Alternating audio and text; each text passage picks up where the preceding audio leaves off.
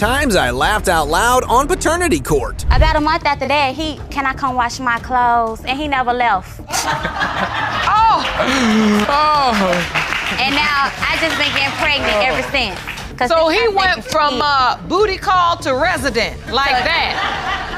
I like him with a dash of ugly and stuff. And it's like, he fit the description. He had a beautiful smile, but he had a little dash of ugly. Wait, I think that's a first. I've never heard that. You say you like your men with a dash of ugly? Yes. Mr. Jordan claimed that he knew all along he wasn't the biological father of Miss Valentin's baby, as he had discovered a suspicious text. But the plaintiff was standing her ground, determined to prove otherwise. Ms. Valentine, you are here to prove your 3.5-month-old son, Michael Jordan, is the defendant's biological child. You claim Mr. Jordan did not deny your son until you moved on and began dating other men. Is that correct? Yes, Your Honor. In the wild world of modern romance, our leading lady is embarked on a dating app journey seeking a one-night stand. Oh, she had her priorities sorted. Now enter Mr. Jordan, a man with a dash of ugly that caught her fancy. That's how mama likes. I was on the dating app and I saw Michael. And I swiped right on him and apparently he had swiped right on me as well. I like him with a dash of ugly and stuff. And it's like, he fit the description.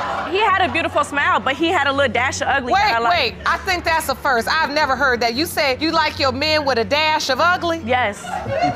Now, despite his active role during pregnancy, so much so the man even cut the cord, the suspicions began taking root. So much for the one-night stand, huh? It seems Mr. Jordan was quite upset with the behavior of the baby mama.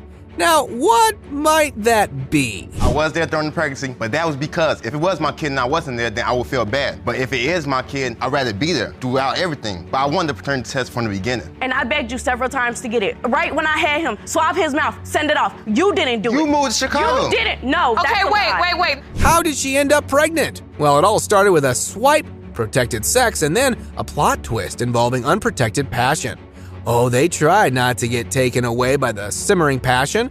Guess that went out the window in the end. Passion won, protection zero. When he gets there, you say that night you have the one-night stand, but you use protection. We did use protection, Your Honor. Then what happened? We had sex a lot more. We started hanging out some. He came over one night and he was eating my and we did have unprotected sex that same night. All right, she lying. She lying for a fact. That is not true, Your Honor. The timeline blurs as these guys aim to be safe during extracurricular activities initially.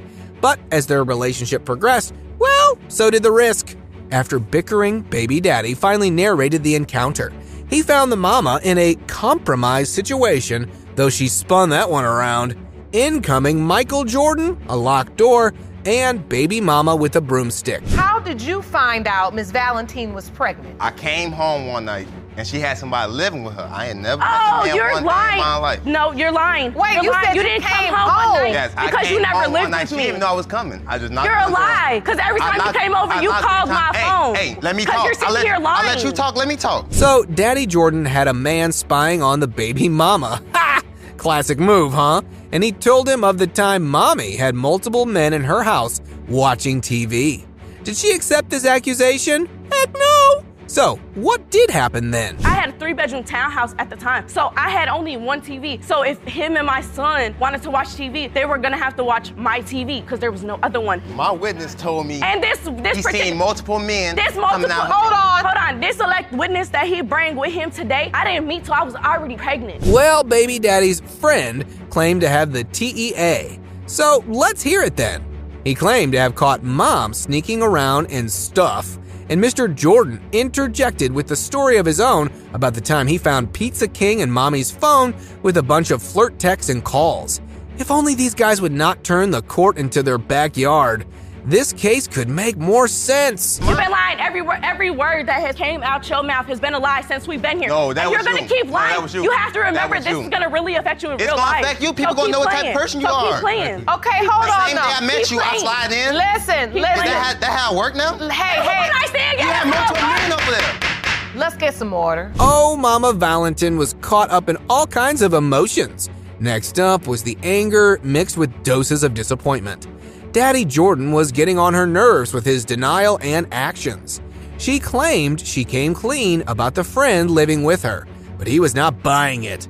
And before this could be resolved, both jumped to another argument that happened in Chicago. Before I even knew that she was pregnant, but she told another man that she was pregnant after he took her key and went back to Chicago with the key. First of all, that didn't even happen when I met you. That happened in December when he brought me down on Miss Valentine. You're lying. Mr. Jordan, you're Miss lying. Valentine, stop. Amidst the chaos, emotions, and accusations, these guys managed to take a much-needed breather, while Judge Lake went for the envelope. Yep, the results were ready to be delivered to end this drama once and for all. It has been determined by this court. Mr. Jordan, you are the father. That's your beautiful little boy. He's just precious, and he doesn't deserve this. Y'all gotta get this together. This is messy. A 6-month-old baby was under the paternity microscope. His mama claimed Mr. Parker was his father. But did he believe that? Not so much, no. He suspected Miss Parker of infidelity, and he was here to not just prove her wrong, but also to get her hooked to a lie detector as well. You're summoning your boyfriend, Mr. Brown, for a paternity test to prove that he is your 6-month-old son, Malachi's father. Yes, Your Honor. Mr. Brown, you say you stepped up when Malachi was born, but began to have paternity doubts because of Miss Parker's scandalous behavior. Yes, Your Honor. Their once loving relationship took a sarcastic turn, as the baby daddy recounted the days when everything was sun shining and bird chirping. However, Mama pulled the good old disappearance act, leaving him clueless, though she defended by claiming the need for freedom. I mean, she's not so bad, right? Oh, but it is when foul play was involved in the shape of another man. You had a relationship and it was going well, and then she disappeared? Yeah, just one day I decided to call, and I was like, Yeah. she Did you didn't even disappear, tell Miss me. Parker? Your Honor, I object. I feel like that I need to be free because at the end of the day, I wasn't doing anything. What you mean? Well, those suspicions turned into a full-blown doubt when the defendant announced she was pregnant. And when you add a dollar store pregnancy test, man, then that's just chaos. Though Mommy Parker didn't back down, nope, she confirmed the pregnancy. I bet throw right in his face. You just didn't know where she was. You wanted to know where. Just as a precaution, just in case something happened. Did you trust her at that time? Yeah. I mean, I trust her, but it's just... Your Honor, I feel like So he's if you're in a insecure. relationship with somebody and was it a committed relationship? Yes. So Mr. Brown seemed to be happy at first though, and then the dates didn't add up, so the doubt train left the station. Choo-choo! Because the defendant started reading up on how long the pregnancy lasts, and ding ding ding. When did you start having doubts? After the baby was born, she kept doing it. She kept leaving. So you were with her while the baby was born? I was in the delivery room. Did you sign the birth certificate? I didn't sign the birth certificate. Did you have a doubt? Yes, a 50% doubt. That's a big one. Yes. When in doubt, pull out the conception calendar, and that's what Miss Parker did. Though she didn't think it through, did she? I think not, because according to her calculations, she met the defendant on June 1st and she was knocked up by June 4th. Yep, so fast, it gave Lauren Lake whiplash. Now that was a laugh out loud moment, guys. You met on June the 1st. Correct. And you found out you were pregnant on June the 4th? Yes. It says that Malachi was born at 1,730 grams, which is 3.8 pounds. Correct. So premature indeed. So we have another man in the equation now. Saw that coming a mile away. But Mommy was still adamant Mr. Brown was her guy. By the looks of it, she was more tilted towards what she felt rather than what she knew. That won't fly in this courtroom. You know it's Mr. Brown's baby because you were having sex since the day you met. But isn't it also true, Miss Parker, that if you were intimate with another man around that time, that it could potentially be his baby as well? See, the court got my back. No, Your Honor. Here comes a witness now. Miss Parker's brother was furious with the defendant, to say the least. Oh, he was barely holding on, or he would have been at his throat. And Mr. Brown's persistent clowning was ticking him off even more.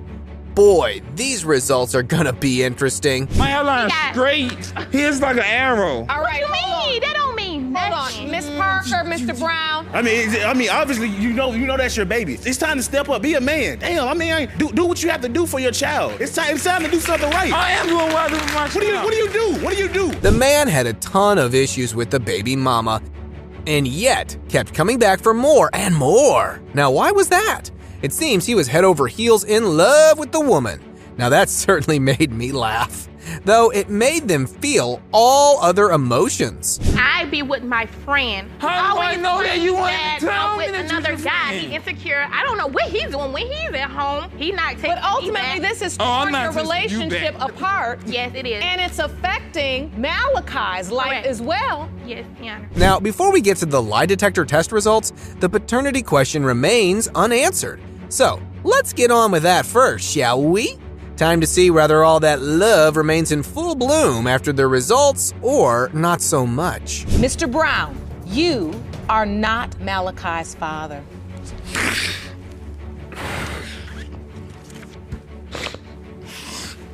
I'm sorry for you both. I know you wanted a different result. Miss McDaniel was not coming slow when she accused Mr. Lennon of tricking her into pregnancy, only to deny fathering the baby later on. Now, what kind of behavior was that, huh? Hop in this chaos, folks. I want to first off start saying by he shouldn't deny my baby when my baby looked just like him. So he was the one to have me pregnant, Your Honor. He wanted a baby. Yes. Tell me. He told me that he wanted to have a child, which was biologically his, because he have two that's not his. No, Your Honor, that's not true. Who knew an online encounter would have paternity court as the last stop? But it happened. As Mama elaborated on how Daddy expressed a desire for a biological child, and she got right on that, I guess. I mean, who does that right after meeting up for the first time? And now the defendant was labeling her a gold digger and suggesting she contact other potential fathers. Ouch, right? The simple fact is, when I met her off of a site. And from me meeting her from a site, I wanted to see what kind of person she is and see if she wanted to have a life. He also wanted to have sex with again, me, Your Honor. He asked me for my number on the site that he met me off of. That is correct about that, but he wanted to have a baby also. So Daddy Lennon denied fatherhood. Shocker! Though he was pretty quick to take the date to all kinds of bases. It appears he was fond of mentioning them having good times down the road. Though what Judge Lauren and I think all of us failed to comprehend was that he meant that quite literally. Yep, laughing at that one. You meant literally on the road. Oh, not like that. When we pulled over, we had sex on the road. Off of the road. But then when we got to my house after we had sex, the first all thing... on his mind when he hit me up. Hold on. Let me understand this. So you were online. Yes, Your Honor. Looking for love or looking for lust? Looking for love, really. Sober up now, folks. Not so fast, though, because these guys were not on the same page at all. They did the banging before they did the talking. As Mama claimed he wanted to be her boyfriend, while she wanted a sugar daddy. And that's not it. Oh, there were very specific traits that attracted these guys to each other. So what attracted you to Mr. Lennon? That I thought he was a grown-up man who can step up to the plate, any plate. And so, Mr. Lennon, what attracted you to Miss McDaniel? Well, My at big first- booty and my cute smile, you might as well say. Now, it's only fair that we too took a peek at the profile that started it all. Oh, Lauren Lake found it and read it out loud. Miss Parker was definitely on the hunt for good times and companionship. Hold on though, because she also claimed Mr. Lennon had been falling for her, though trouble knocked at her door when she demanded something else. Her attitude is the one that changed it. That's She when he has said a real himself. bad, He pulled nasty his heart attitude. out to One me. time. He pulled his heart out to me after the time that we done have sex multiple times. He was falling for me. Okay, were you falling for him? I could say at the first time, yes, I was falling for Maurice. Incoming Miss Parker's sister, who had 2 cents of her own to share. She claimed the baby daddy took her sister with pretty promises that he didn't keep. while he kept knocking these claims right out of the park. I even had a conversation with Mr. Lerner. And what did he say? About he was going to take care of her. No, I did not say that. Take care of the baby. Say that he to was that gonna woman. Put her and the baby No, I did not say that. No, the only time I house. talked to your sister is when she was in the hospital, and that's when I was introduced to her. Y'all called me from the hospital. Oh, the sister made matters worse, because after her testimony, Mommy and supposed daddy were locking horns again, from protection being on or off to their intimate days. These guys argued over everything. You told me that when we was having sex with a condom, and then you asked me That's what I don't understand. When in the world a condom come in? Because we did not think about no condom when I pulled beside the road. We didn't have no condom. And then after that, when we got to the house, it was no condom talked about it involved anything. Yes, it was. Next up was the cousin of Mr. Lennon, who just so happened to live across from his house. And boy, did she spy on the baby mama at all times, which she did and shared her findings with the court.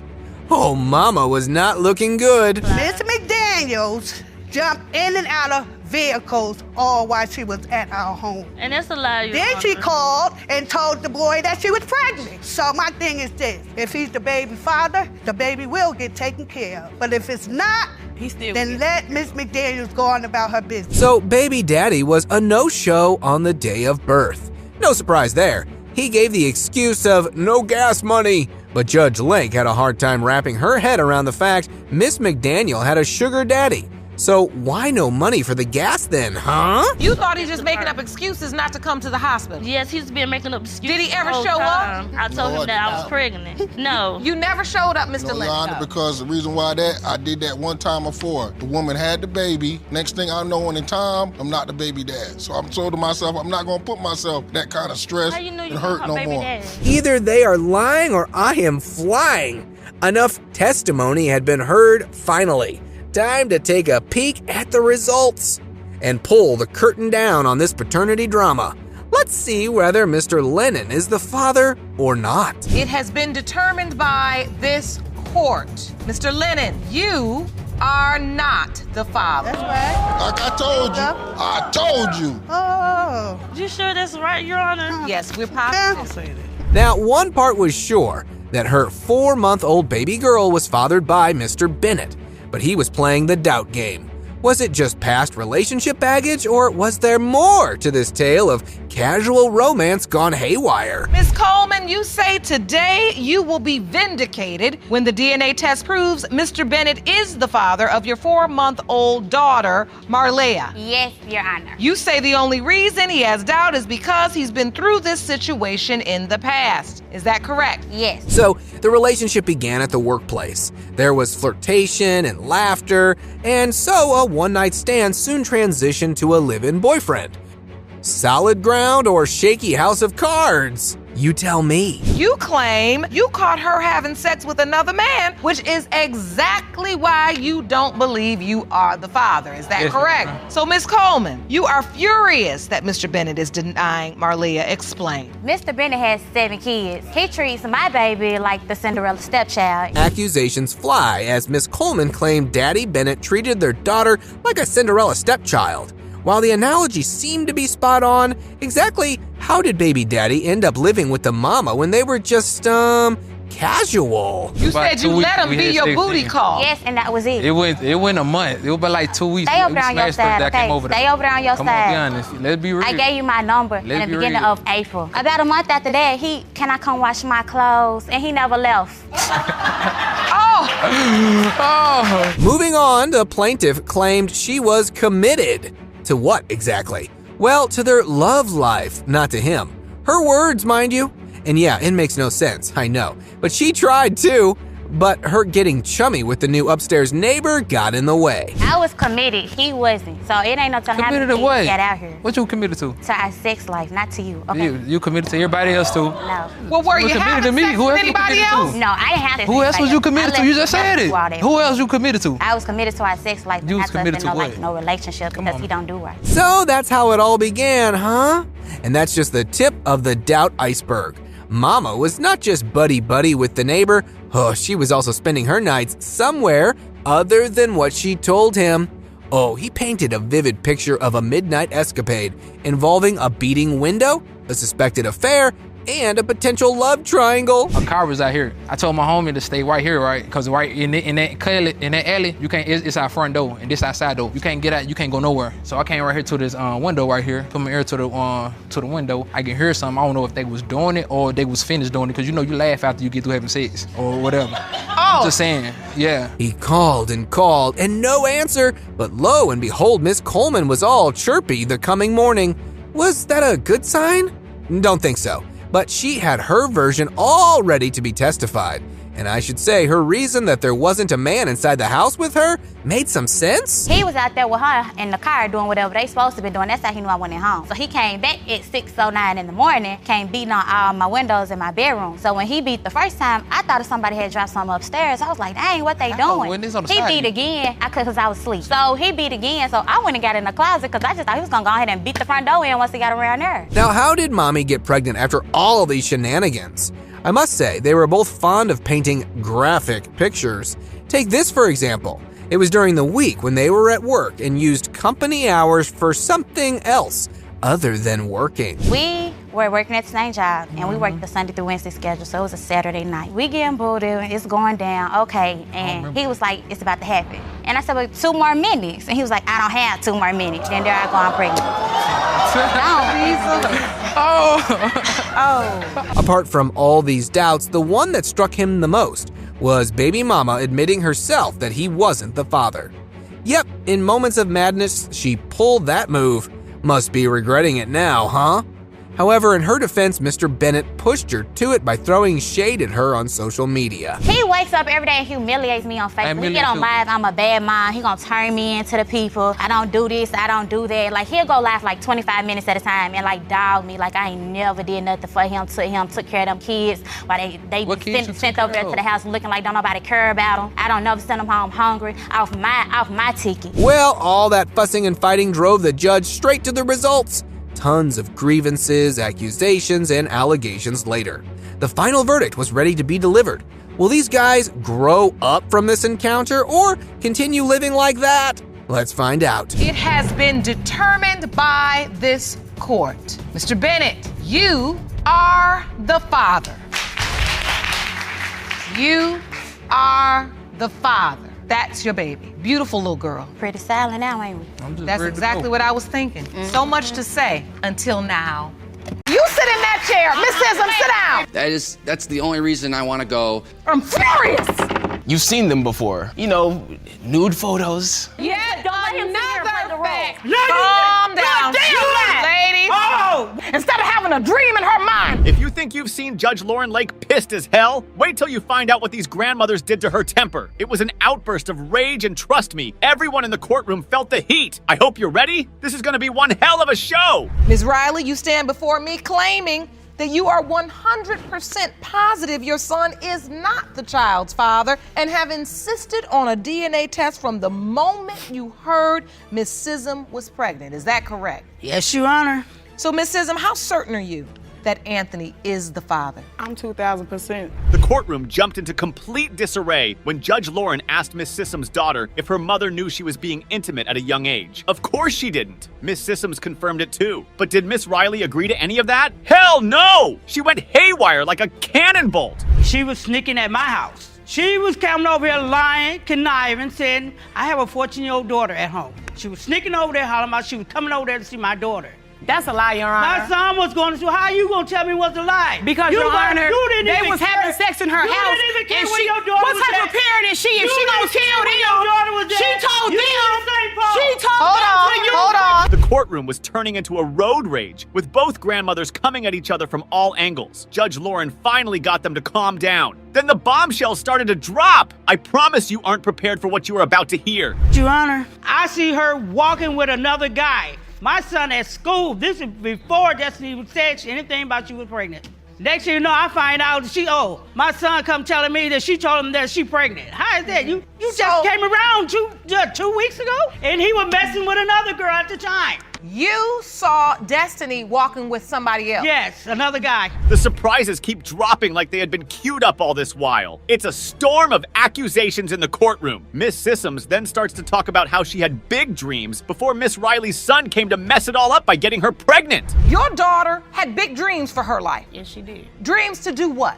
My daughter is a senior this year. She was going to college to be a pediatrician and a lawyer. Now she cannot do that because she has Osiris. Oh, like my son didn't have dreams. Oh, excuse me, Your Honor. She has Osiris to take care of.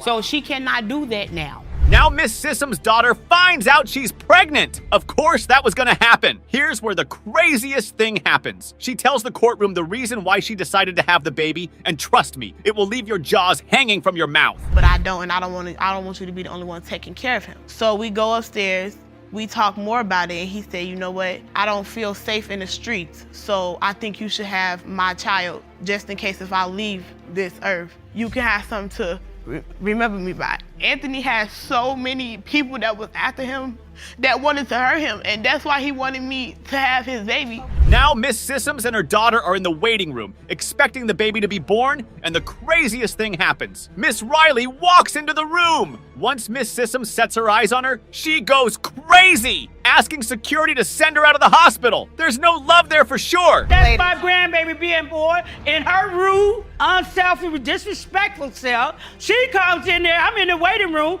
she's sitting the guard in there and tell them lying and said I'm threatening her and I need to be removed. Because she did. So I never had my joy to see was that's my grandson. I sure did. So I don't feel it's my grandson. Do you want to know why? Now there's a plot twist here. Apparently Miss Simmons got Miss Riley removed from the hospital so her son could sign the birth certificate for the baby. I know you're in shock right now. These women are insane. She has me removed out the hospital so she can get my son to sign this. This is a birth certificate. My son ain't old enough to be doing all this. You believe she had you removed from the hospital strategically because they wanted to coerce your son into signing the birth certificate. You on the right today. One of her family members threatened us. I guess it's time we brought this grandmother's bloodbath to a close, shall we? It's the moment of truth. The moment we've all been waiting for. The truth is about to be revealed. I hope you're ready because I most definitely am. Mr. Taylor, you are his father.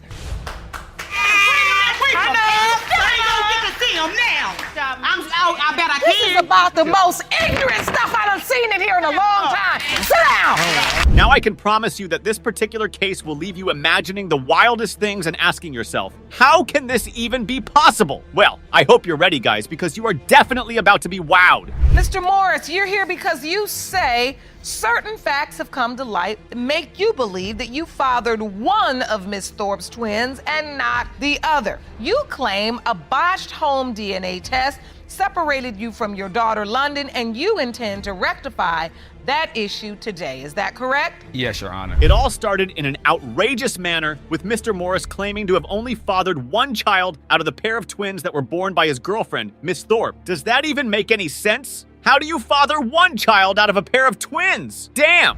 Exactly how it sounds. Originally, I was believed that both of them was mine. Over time, certain circumstances made me feel like neither were mine. And then after that, different things happened that made me believe just London was. We've examined this issue completely in this courtroom. Now their relationship didn't particularly start off as the typical Sleeping Beauty and Princess Charming kind of story. There were loopholes, trust me, and Miss Thorpe didn't waste any time in stating them without hesitation. Before anything, we were friends, so I don't even understand why he's even putting me through this. I told Antoine that I wanted to be in a relationship with him, and he turned me down because he was still in love with the mother of his other child. So when that time happened, I got upset and I started messing with another guy. Okay, and this was after you were already intimate with Mr. Morris? Yes, Your Honor. Now Miss Thorpe finds out she's pregnant, and of course she tells Mr. Morris. Is he happy about it? Well, he sure is, and he seems like the happiest man in the world. But all good things don't last now, do they? Let's find out. I was ecstatic. I was very, very happy. Like I went all out. I bought two of everything. It cost a lot. It was bassinets here, strollers there, car seats.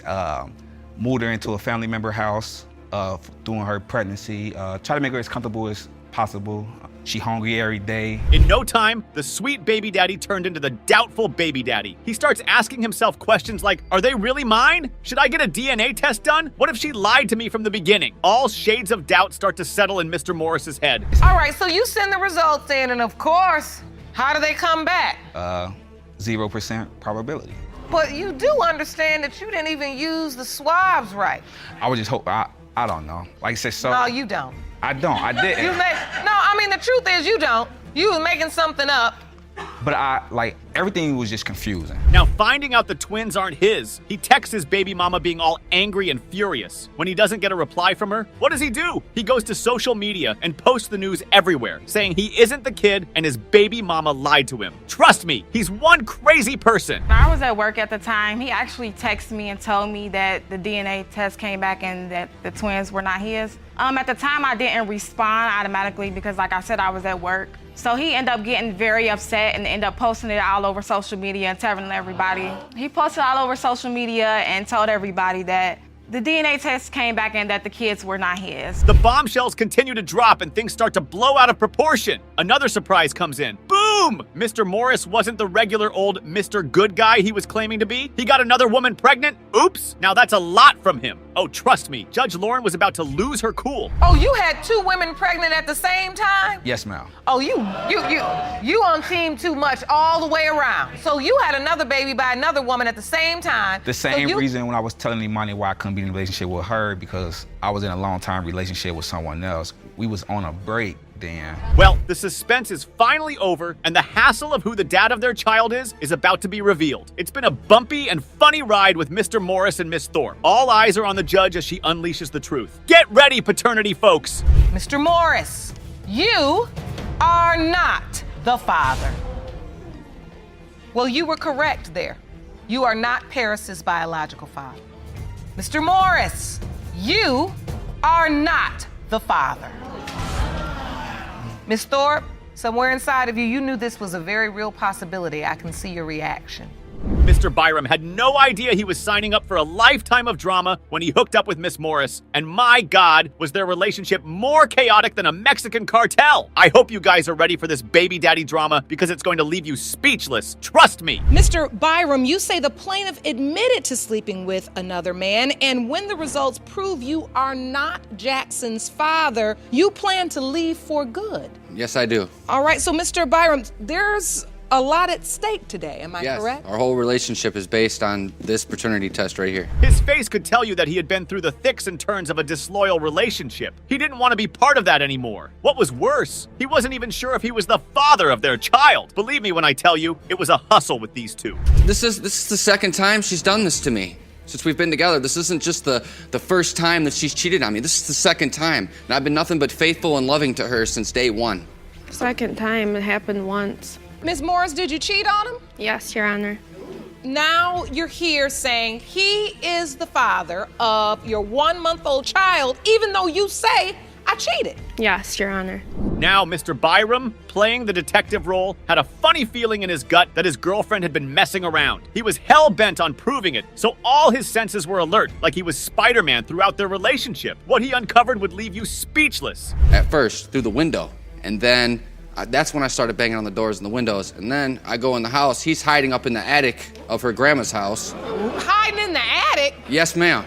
Hiding in the attic up in her grandma's house. I told him, you gotta... How did you find him in the attic? I started searching the house because I had a feeling that they were together. He found out that his girlfriend had been cheating on him with one of his close friends. Hold up! The juice from this story doesn't just end there. When Miss Morris is asked if she did cheat, she doesn't deny it. I mean, was she excited that she did? How do you end up sleeping with his friend? We were having trouble way before I even slept with his friend. I was always constantly getting accused. He's always constantly telling me I'm cheating. It's been happening for 4 years now. And so what I'm trying to understand is he keeps accusing you, so you just go ahead and validate the accusation? Well, technically we split up for a month. Oh, trust me, Mr. Byram was beyond pissed. He found out that his girlfriend didn't just cheat on him once with his friend. Apparently they were in a relationship. Now that's really messed up. How do you even do such a thing? It's really unbelievable. They were together from like July all the way until November. This isn't just a month thing. This was like a 4-month thing. We were in a potential relationship. And then you all after all of this, you got back together?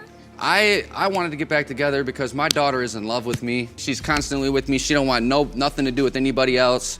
I want to be there for my kids. Things start to spiral out of control as more mysteries behind their damaged relationship start to show themselves. Mr. Byram has been trying to bond with his kid, but it's not just working for him. Whenever he looks at the kid, all he sees is his friend's face. Ouch! That must be upsetting. I keep my distance from him because I don't know if he's my son. And then sometimes he'll say it's his son, sometimes he'll act like a dad to him, and then sometimes he won't. So it's like a mood swing type of thing. Like he'll say, oh, well, okay, yeah, he's my son, and then a couple days later he'll say, oh, no, that's, I don't know, and he'll switch it up. Ms. Morris, you do understand how difficult this must be for him. The whole drama from these two gives you a lot of adrenaline rush. Miss Morris eventually admits that what she did was completely wrong, and hopefully they could work things out and be happy again. But is that what Mr. Byram wants? I very much doubt that.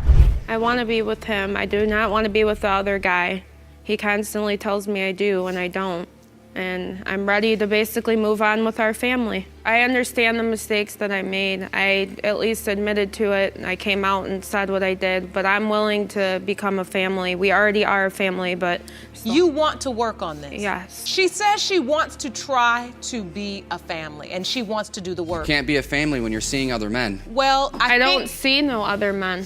Well, there's no going back now. The situation is just very messed up, but the truth is about to be unleashed. It's the moment we've all been waiting for. Will they be able to save their relationship, or is this goodbye? The answers lie in front of the judge. Mr. Byram, you are the father. Yes. How does it feel now? Feels great. Almost want to cry that he's mine. I'm very sorry, Josh. I'm glad you're the dad. Trust me, I'm very, very happy. I hope you guys are in for another bumpy ride of baby daddy drama because your minds are about to be blown. Mr. Smith, you have brought your estranged wife to court to prove that you are the biological father of her 4-year-old daughter, Christina Cookie Smith. You signed the birth certificate and have been daddy since she was born and claim you know you are her father. Is that correct? Yes, ma'am. Now, Mr. and Mrs. Smith started their love sequel back when they were in middle school. They were the pretty sweethearts back in the day, with all that Disney love. But hold up! Things are about to take an unexpected turn, people! In the beginning, we actually met in middle school.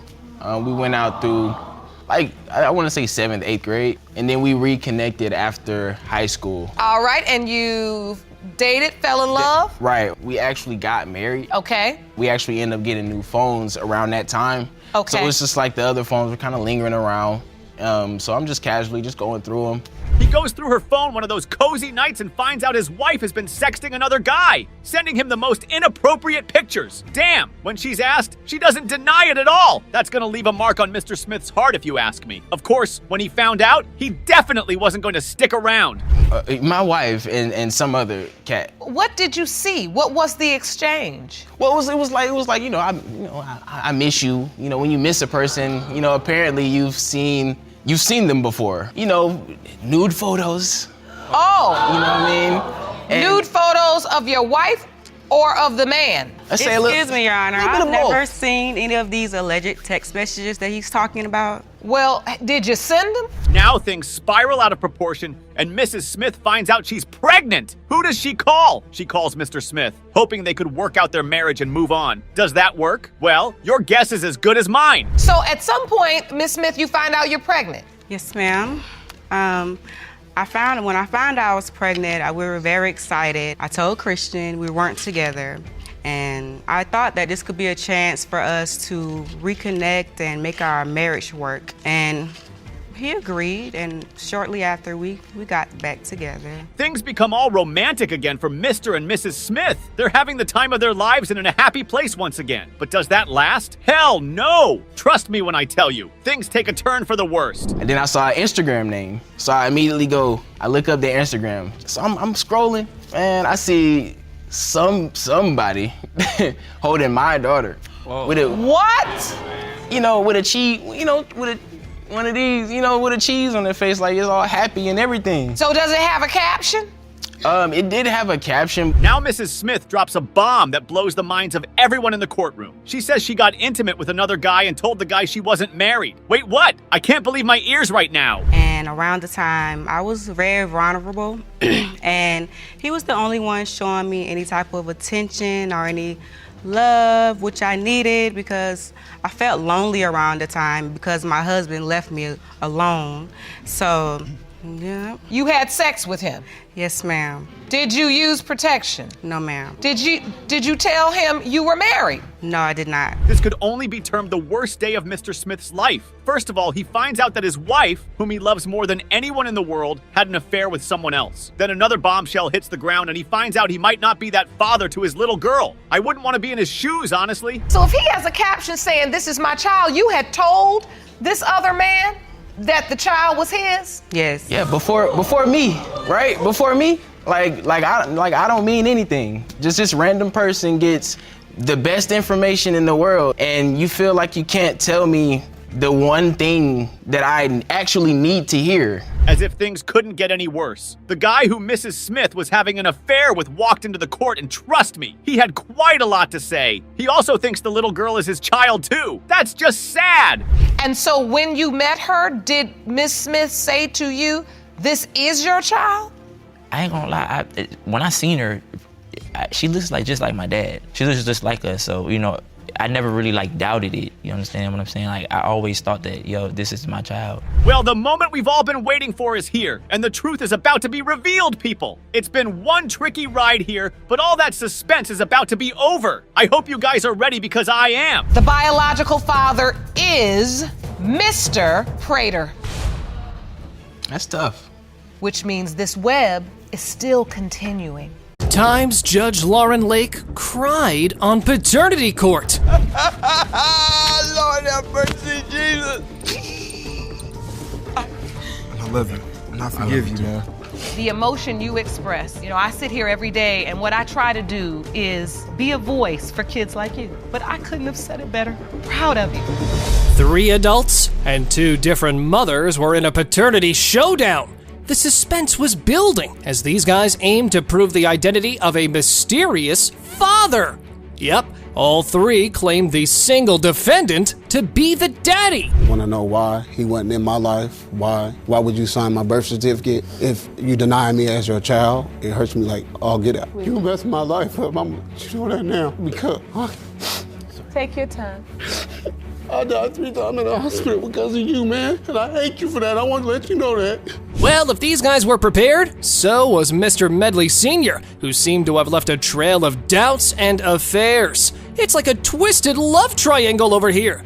Even though he and baby mama ended up getting married, surprises were waiting just around the corner. When I met her when I was playing in a band, which was about maybe 3 blocks from where she lived. She would come, she would be there, And after about 4 weeks, she came up and introduced herself to me. But as time went on, I started hearing rumors that she was having sex with other men. Oh boy, those doubts were as real as they could get. And they cut deep. Both Herons had their reasons as to why they thought they were denied their whole life, and they laid them all out in the open for the daddy to see. Was it betrayal? Or was there more to this complicated story? It hurts me so much to hear this man sit here in this courtroom and lie to you like that. Look at me. Do our door not look like you? Honestly. Spitting image. Well, why were you never there? That's what I want to know. Me and my brother and sister want to know why were you never there for us? Let me ask you a question. If you had a child with a woman and you didn't believe it was yours, would you be there? Moving on, the hurt and pain was pretty real with these guys. The hospital drama proved to be the last nail in the coffin for their parents' divorce. Yep, the absence of the father was glaringly obvious at that point. I remember his mom being at the hospital. My family was there, and I remember somebody picking me up, showing me him in the incubator. Not even 1 yet, with tube stuff all on it because somebody buried him, and we still don't know who did it. He said it was a babysitter that we don't even know about. We never seen this babysitter, and then on top of that, he didn't even come to the hospital until way later. There's a whole lot of emotional turmoil, and the court was drowning in it. And we know how much of a softie Judge Lauren Lake is, so she jumped straight into the paternity of the 2 sons first. Cue the tears, folks. It has been determined by this court, you are the father.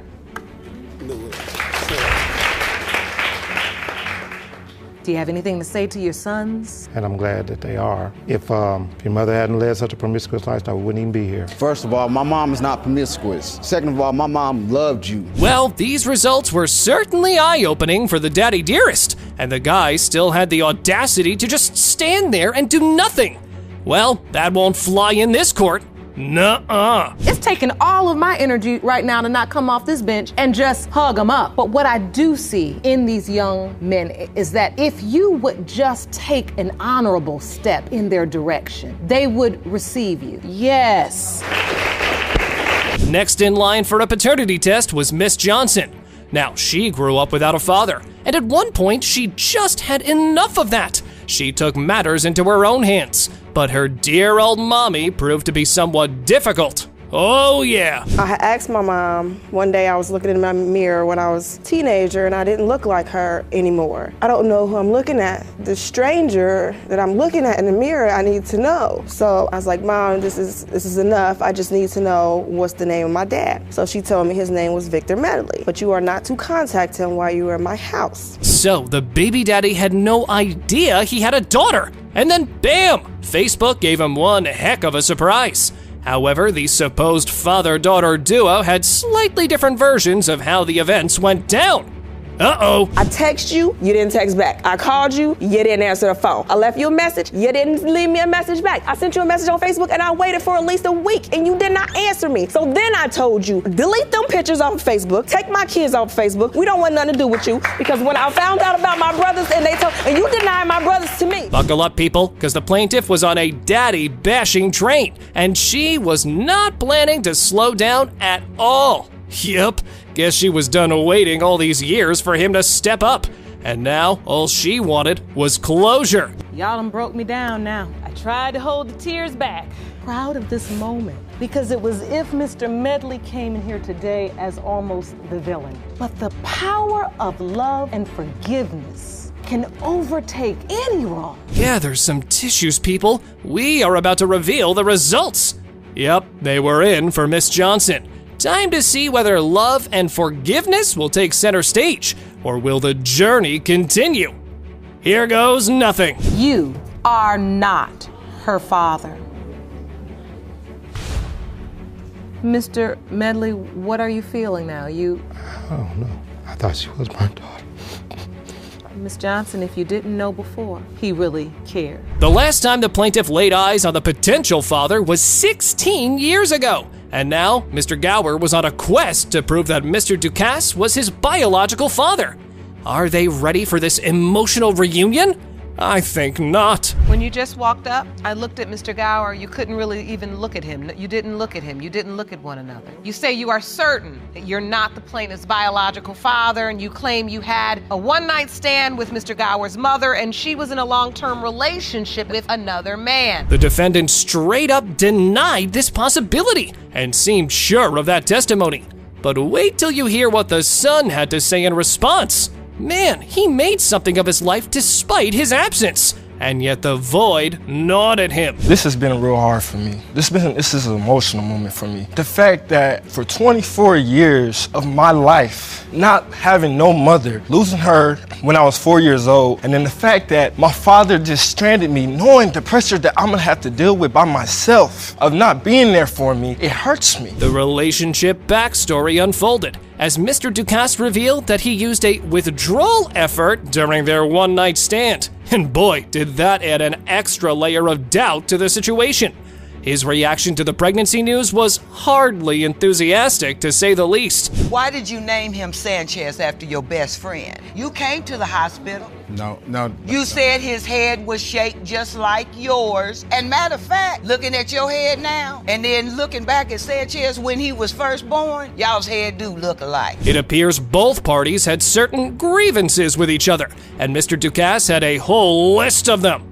Well, the judge simplified their issues for them, while being on the brink of tears herself. I feel like these moments are so important. It never ceases to amaze me how for 20 and 30 and 40 years, moments and times that have been perceived by two people in two completely different ways can draw a line in the sand that they never figure out how to cross for years and years and years. Safe to say, these guys had a lot of issues to work through. Well, they will keep the family counselors quite busy.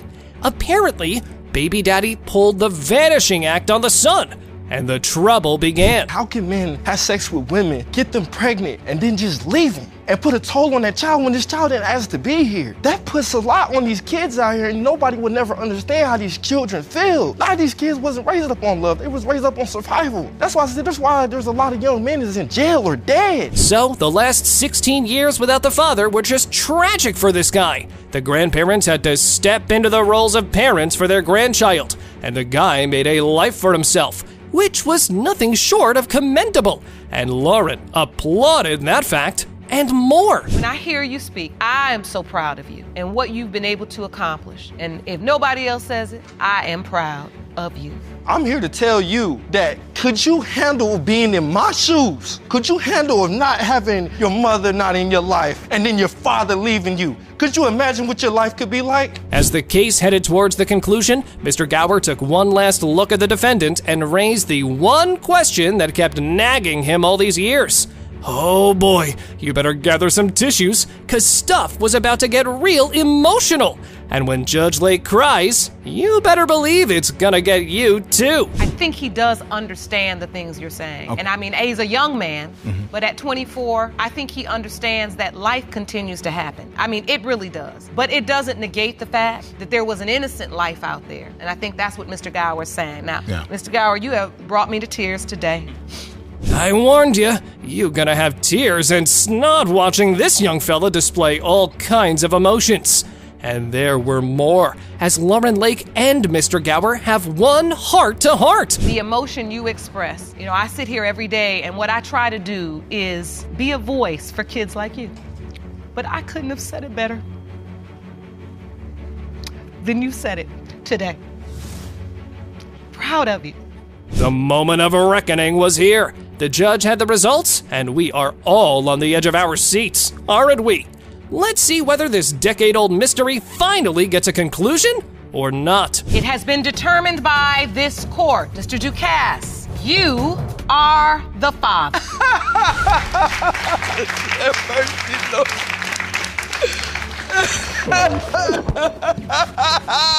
Lord have mercy, Jesus. I did lie to him. A father was here to battle for the paternity of his baby. Mommy had a change of heart and now sang a different tune. Different baby daddy. Let the paternity rumble begin. We were moving out of my best friend's apartment, and it was just about that I got the truck loaded up with everything. And I went upstairs to grab my last box, and my best friend at the time pulled me aside and told me him and my brother had both slept with me. Well, honestly, it just happened. I didn't do it out of spite towards him or anything. Brace yourself for a wild ride that was this relationship drama. So Mr. Deggs happened to get a surprise of a lifetime from his best friend. And guess what? The baby mama admitted to it. And that too without an iota of remorse. Ouch! It's not because I'm a bad person. I was lacking affection from him. He was never home. He was always... I work, Your Honor. I work full time to make sure that her nails and her hair get done. After he would get off work, he never came home. He left me in the apartment all the time with a roommate that he knew was attracted to me and wanted to be with me. Dear God, Miss Guerin's pregnancy was just a maze of doubts, deceit, and a tangled web of infidelity. Loyalty was like finding a needle in the haystack. The baby mama betrayed the baby daddy in every way possible. With his brother. It was an attraction.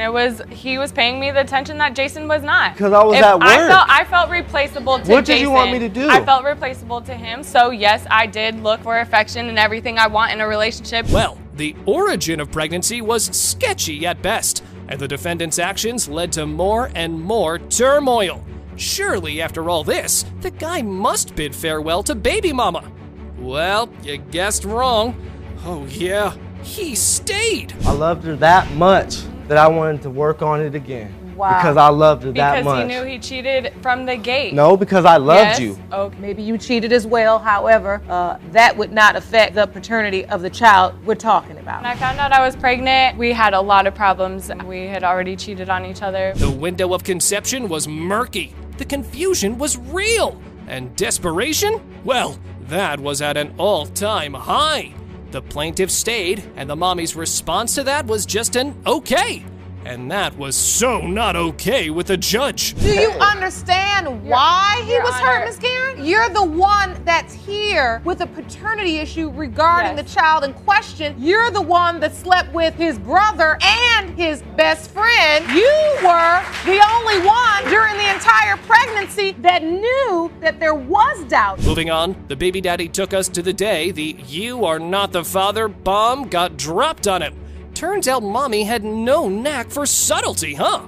However, she claimed she wasn't cold and callous, though. I know. Hard to believe that one. The reaction that I got from him, he was happy, and we wanted a family. We were together. I did feel like we could build a family together. And then, yes, I did have to tell him because I was struggling within myself of the truth. You're not me a lot. just that cold and callous. It was bugging you. Absolutely. You would think that after that revelation, the guy would now be finally done with the woman.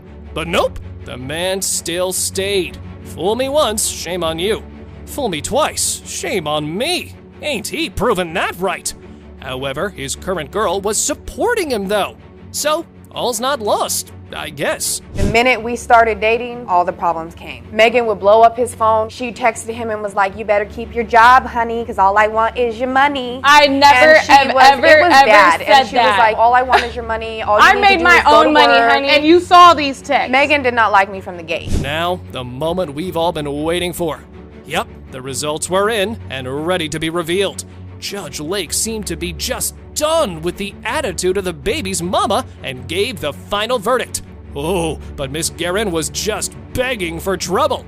Well, she got a heavy dose of it. Mr. Deggs, you are not the father. I don't know how I'm gonna take about him. That's all I've ever known in my child. I live for him. I've been living for him. Everything you've done thus far. A classic tale of devotion and deception was about to unfold here, folks. Mr. Jones had a dream come true fatherhood. Sadly, it quickly turned into a nightmare. Mrs. Jones admitted to her infidelity, and now we're about to witness the most sarcastic dance of is she or isn't she in the world of paternity court. Your Honor, my household been upside down. I'm sleeping on the couch. Your Honor, I never said nothing, but I always had some type of doubt. Ever since I found out she cheated, I always had doubt. I never And you said haven't said I never anything. said nothing, but I look at her, and I'm trying to see me. I'm trying to see me in her. And so you stepped up. So you don't see you in her? Sometimes. So the baby mama finally let the cat out of the bag, though she did that during a heated argument. Oh, the betrayal. Hard to come back from that one, right? And on top of that, it appears mommy was in desperate need of a biology lesson. Yes, I did tell him, but that was in the heat of the moment. I did, mess up in the past around this time of conceiving. And, we all are human. We all make mistakes. I regret it. I'm very ashamed. I'm embarrassed. But it is a doubt in my mind as well. Well, the roller coaster continues as we learn how they ended up here. It seems the husband had a friend who was the informant, catching the missus red-handed, and that led to a revelation that shook their relationship to its core. I thought, in my head, I believed that he had someone and that on the side. So I said, why put my all into it? So how often did you sleep with this other man? That's what I'm saying. It was, I'm not gonna sit here and lie, it was about 2 times. The tit-for-tat game was biting back strong now, ain't it? Moreover, it seemed baby daddy had lived a hip, happening life, and according to his exhibit, he failed to impregnate anyone in all those years. So how did he manage to do that to the wifey?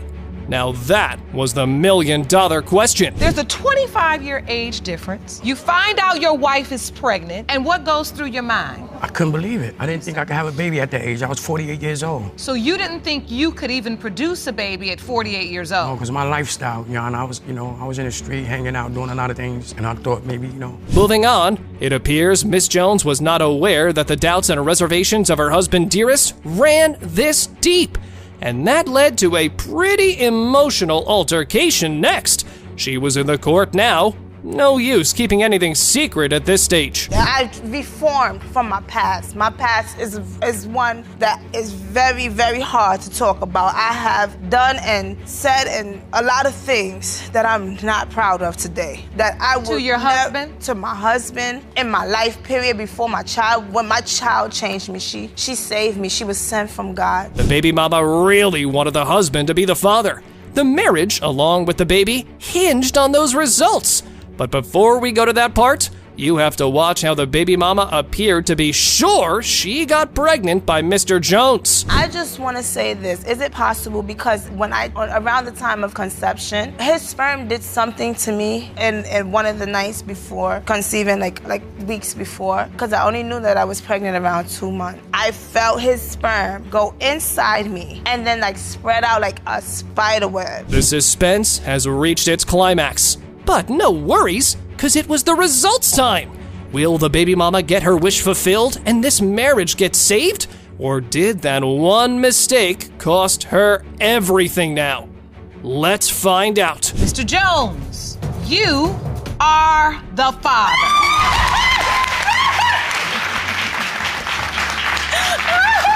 Can I have him? Yes.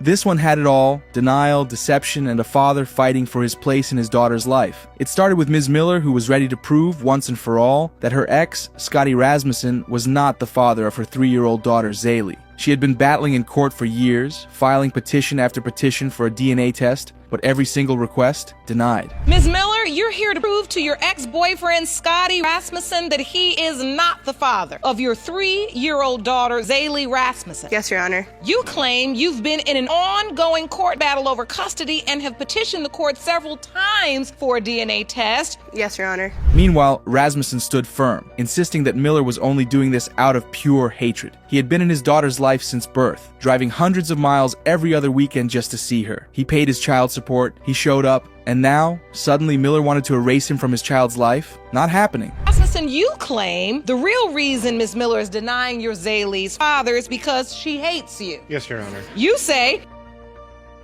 you've been there for your daughter her entire life, and you're here today to prove you are Zaylee's father. Yes, Your Honor. But Miller disagrees. She doesn't hate Rasmussen, she just doesn't trust him. She insists that Rasmussen's actions are not born of the responsibilities of fatherhood. Miller tells the court that Rasmussen has an ulterior motive that drives his actions. Tell me what you believe to be true in this situation. Yes, I was very mad at him for being a cheater. He cheated on me through pretty much our whole relationship. No, I do not hate him because of that. I lost my respect for him, yes. He says this is about visitation, too. He loves his daughter, but you don't want him to have the visitation. Is that true? Yes, Your Honor. Then came the bombshell. Miller wasn't just questioning paternity out of nowhere. She had a reason. When Zaylee was conceived, she claimed Rasmussen was nowhere near her. He was in Vegas. And her? She was with someone else. What is this really about for you? Why is it you don't want him involved in this child's life? Because I still believe that he's not hers. Okay, and listen, that's what we're here for. I want to get down to the bottom of the truth. Yeah. You don't believe he's her biological father. Yes, Your Honor. Oh, but it didn't end there. Rasmussen swore that they never truly broke up. As far as he knew, they were together during that time. Not only had he signed the birth certificate, but he was also at the birth, at every doctor's appointment, and every milestone. His name was on every important document. And yet, here they were, 3 years later, and Miller was saying something different. So you're on the birth certificate. Yep, I was at... You're at the birth? I was at the birth. I was at every single doctor's appointment. When Zaylee was born, you were at a doctor's appointment. I was at home because I had to work that day. I was at my job as a cashier. I got a phone call and I answered it. They said she was going into labor. Miller detailed what she went through in their relationship. According to her story, Rasmussen cheated on her repeatedly throughout the entirety of their relationship. They had been engaged to marry, and now they can't stand each other. What was the problem exactly? You let him sign the birth certificate. I gave my daughter my last name. Because we were engaged. and I thought we were going to get married. I thought we were going to have a happy life and raise our daughter together until about 3 months after she was born. One of his friends told me everything that he was doing throughout our entire relationship, cheating on me. Judge Lake was listening, but you could see it, the irritation building up in her eyes. Because let's be honest, if a man is paying child support, traveling long distances, and actively trying to be in his child's life, why would a mother fight so hard to push him away? And if she was so sure he wasn't the father, why let him believe otherwise for years? All of this is happening, and this man is continuing to step up to the plate like he has a daughter on the way, like he has a newborn baby girl. Even through the breakup, you all are making custody and visitation arrangements, but you know deep down there's another possible father. Yes, Your Honor. Why wait so long to tell him? For Rasmussen, Zaley is his baby, and there is no convincing him otherwise. He had fought the courts to have the right to be in his daughter's life. Over time, he had built trust and can now create memories with his daughter. Oh, it's phenomenal. Every time I get her, I try to make the best I can out of it. Even if I don't have any money from, having to put gas in the car and pay the child support and everything. I try to do as much as I can with her, whether it be something as little as, going to the park or going fishing or going to an amusement attraction. But if there's one thing Judge Lake can't stand, it's nonsense in her courtroom. And today, she had absolutely no patience for it. The courtroom went silent as she picked up the results. This was it. This was what everyone was waiting for. Mr. Rasmussen, you are not the father. Jeremy Boston walked into the courtroom with confidence, convinced he had this case in the bag. According to him, there was absolutely no way he was the father of 10-month-old Tristan. He wants the court to set him free. Mr. Boston, you have dragged the defendant into court today because you say you have undeniable proof that there is no way possible that you are the biological father of the defendant's 10-month-old son, Tristan. Is that correct? Yes, Your Honor. However, Teresa Murphy, the child's mother, was done with his excuses. She was here for one reason only, to put an end to the lies and force him to take responsibility, and Judge Lake, she gets straight into it immediately. Ms. Murphy, you say that you are tired of Mr. Boston's lies and you want him to stop denying that he's Tristan's father. You believe the DNA results will be your proof today. Is that correct? Yes, Your Honor. At first, Jeremy played it cool, acting like the whole case was ridiculous. He claimed he never even slept with Teresa. That alone was enough to raise eyebrows, because why would a man who supposedly never had sex with a woman be dragged to paternity court? But it didn't take long before his story started crumbling. As soon as Judge Lake pressed him, he switched it up. Okay, maybe he had slept with Teresa, but only with protection. That's when things started spiraling. Boston, what is your proof that you are not Tristan's father? Your Honor, you have to have sex to make a baby. And I don't believe in, I don't remember even doing that well. Lies. You don't remember having sex with Miss Murphy? He's lying. He was at my house all the time, every day, every night in my bed. Teresa wasn't about to let him rewrite history. She fired back, making it clear they were more than just a one-time fling. According to her, Jeremy was at her house all the time, sleeping in her bed, acting like a man who knew exactly what he was doing. But Jeremy, he kept trying to downplay it, saying he was just hanging out, sometimes crashing on her floor when he couldn't get into his own home. You weren't in a committed relationship. No. Yes, we were. She didn't turn the friendship into a whole marriage. OMG, like for real, really? No, that ain't how it went. Miss Murphy. Yes, Your Honor. So how long were you in this sexual relationship? 4 months. I wasn't even at her house for 4 months. He's lying. He's lying, Your Honor. Teresa wasn't just fighting for child support, she was fighting for the truth. She recalled how Jeremy reacted when he first found out she was pregnant. He wasn't shocked or angry. In fact, she said he was happy, rubbing her belly, smiling, and playing the part of a man who knew exactly what was going on. But the moment things got real, he disappeared. How did it go? When I moved to Danville, I bumped into Mr. Boston. We exchanged numbers. After that, he started coming over my house, spending the night, and we had sexual encounters plenty of times on several occasions in my bedroom. When I first found out I was pregnant, he was happy. He came over to my house. He's like, oh. Now, if that wasn't enough, Jeremy then made a claim so absurd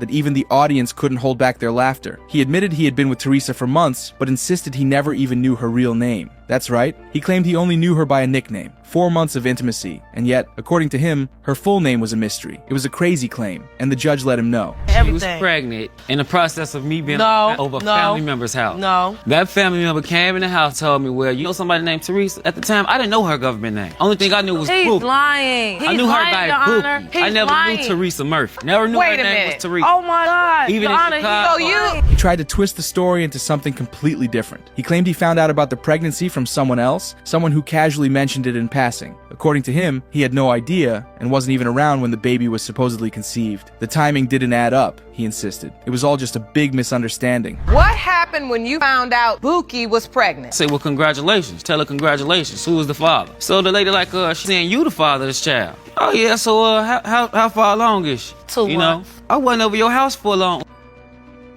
For a little while. Oh, you're saying so there was a span of time that you didn't go over there at all? Exactly. The court already located one of the potential fathers and brought him as a witness. If Teresa said that no one else could be the father, then it makes sense to eliminate each potential father according to the level of involvement. We've determined that you, in fact, have had a relationship with Ms. Murphy. A sexual relationship. Just a sexual relationship. Take me back to the day Ms. Murphy told you she was pregnant. She texted me on Facebook and told me she was pregnant. I never talked to her again, deleted everything. So I blocked her. So I blocked her. And yet, the back and forth continued. At this point, Judge Lake had heard enough. The contradictions, the weak excuses, the blatant denial, it was all too much. The DNA results showed that neither of the men was the father of the child, but before the results, she gave them a piece of her mind. And when I conceived, I didn't talk to neither one of them, but I had Mr. Boston information as far as his birthday, his social security number, and everything. Y'all gonna learn something today. Y'all gonna learn something in this courtroom today.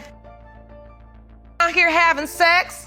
This was a circus from the start, a paternity case so chaotic that it felt like a soap opera happening in real time. It all started with Ms. Prowell, a woman standing before the court, claiming she needed childcare expenses covered, but first, they had to figure out which of the 3 men was her baby's father. Yes, 3. Even Judge Lake had to take a moment to process that one. Ms. Prowell, now you're asking the court to award you $470 in back child expenses. Yes, Your Honor. Should men be identified as your biological father? Yes, Your Honor. And right there in the defendant's box stood Mr. Morton, looking like he'd rather be anywhere else. Morton believed he was about to clear his name. According to him, their relationship had started with sparks, an ice skating date that never actually made it to the rink. Instead, they went straight back to his place. Fast forward a few months, and the romance crumbled faster than stale bread. Ms. Prowell had been with someone else, not just someone, multiple someones. Mr. Morton, you say that the list of men Ms. Prowell has slept with has led you all here to paternity court. You believe it'll be proven today that you are her baby's biological father. Yes, ma'am. What you most about this situation? Well, in this situation, her pretty much against the world. But here's the kicker. Morton wasn't exactly a saint either. Prowell accused him of sneaking around with another woman. What is the evidence? Right there on Twitter, buried in messages too explicit to be read in court. Morton, of course, denied everything. And when Prowell admitted to snooping through his phone, he flipped. Suddenly the argument shifted. Who cheated first? Who was the real villain? Who had the right to be angry? Miss Prowell, you relationship with Mr. Yes. And going pretty well? Yes, the relationship was in the beginning. Now, a couple of months in, there's another woman. What evidence do you have of that? On his Twitter, talking to a young lady, saying these things that I... Actual things? Yes. Mr. Gaddis, the second possible father, wasn't even in court, but his video statement was enough to turn stomachs.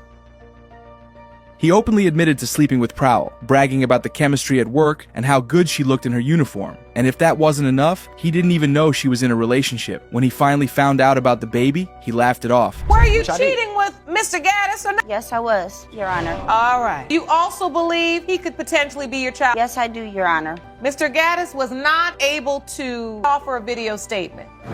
Sex was great. I ended up hooking up again after that. But then came Mr. Lowry, the third man, another co-worker, another one-night fling. And what did Prowell have to say about this? She admitted it was out of spite. Morton had been messing around, so she figured, why not? Two can play that game. Also a third person? Yes, Your Honor. How did that come to pass? Mr. Lowry, we also met, and do want to say for the record, very remorseful. That was totally out of spite. That's what it was. I did it because I messed around with someone else. Prowell told the judge that she now recognizes her mistake because 2 wrongs don't make a right. 2 wrongs? This is 3 wrongs, and counting. When Mr. Lowry took the stand, he revealed the extent of their intimacy. Thank you for being here.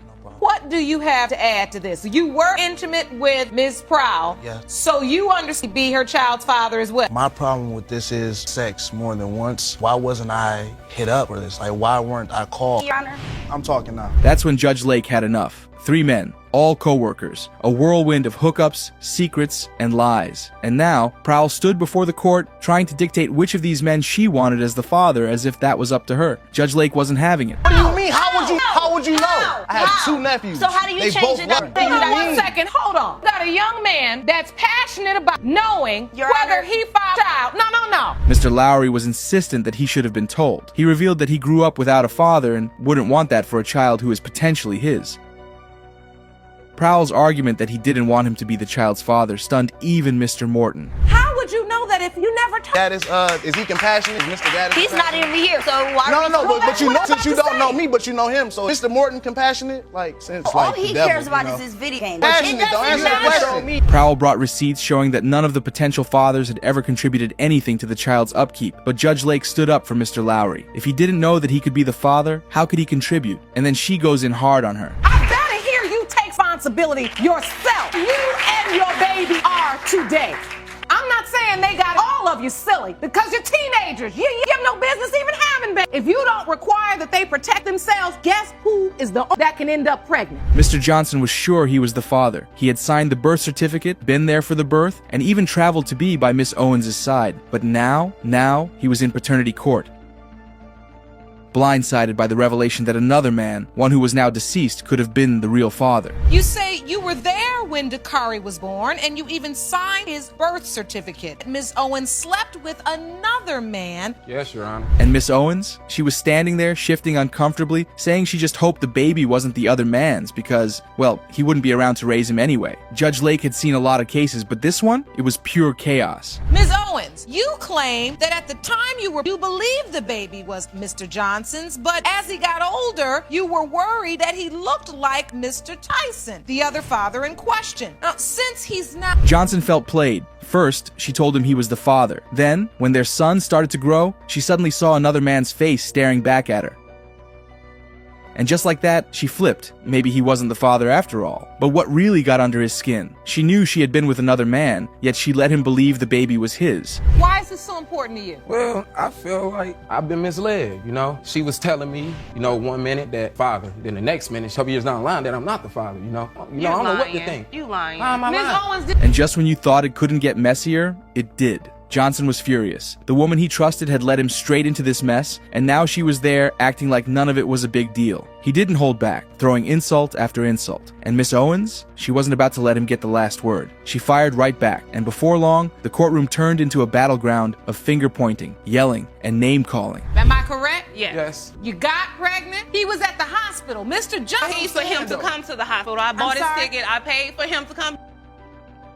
Where's all this coming from, though, man? I paid to go to Chicago. Ms. Owens insists that Mr. Johnson didn't help out with the baby despite his claims. According to her, his presence and absence meant basically the same thing. That's a hard one. However, Johnson had a weapon in his arsenal, name-calling. Trying to understand not just Ms. Owens' side, but your side as well, Mr. Johnson. Were you helping her raise the baby? Were you support? First feed him The while she was laying fat.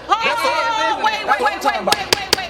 Judge Lake quickly brought the focus back to the innocent child who was caught between the two warring adults. Mr. Johnson gladly revealed that he hoped the child was his, and that having signed the birth certificate, he hoped to continue taking care of the baby despite having doubts. Believe like this might not be my baby, so I went along with it. I believed, I trusted her. I had trusted in her. She told me that I was the baby's father, you know, and that's exactly what it was. She said you did have doubts. He had doubts, he just a little bit, I guess. It turned out that after Tyson's death, Ms. Owen had turned her focus on Mr. Johnson, despite the possibility of Tyson being the father. Mr. Johnson wasn't very pleased, and the case went from 0 to 100 real fast. No, not Tyson, him. It didn't even, my son was like, my son. I think that he could have been your I remember that he hit it.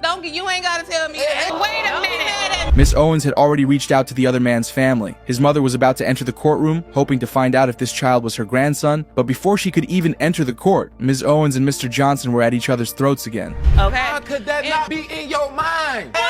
Little one, can you calm down? Pipe down, little one. You had sex with him. How could that not be in your mind? You ain't funny or none of that, though. Judge Lake had had enough. Her voice cut through the noise like a knife. She didn't just demand order, she commanded it, and then she let loose. She called them both out for their childish, reckless behavior. This wasn't a game. This wasn't some drama they could laugh about later. A child's entire future was hanging in the balance, and here they were, acting like fools in a courtroom. Let's get this straight. I want to address in the order I want to address. Here acting silly. You other act like this is a stage play.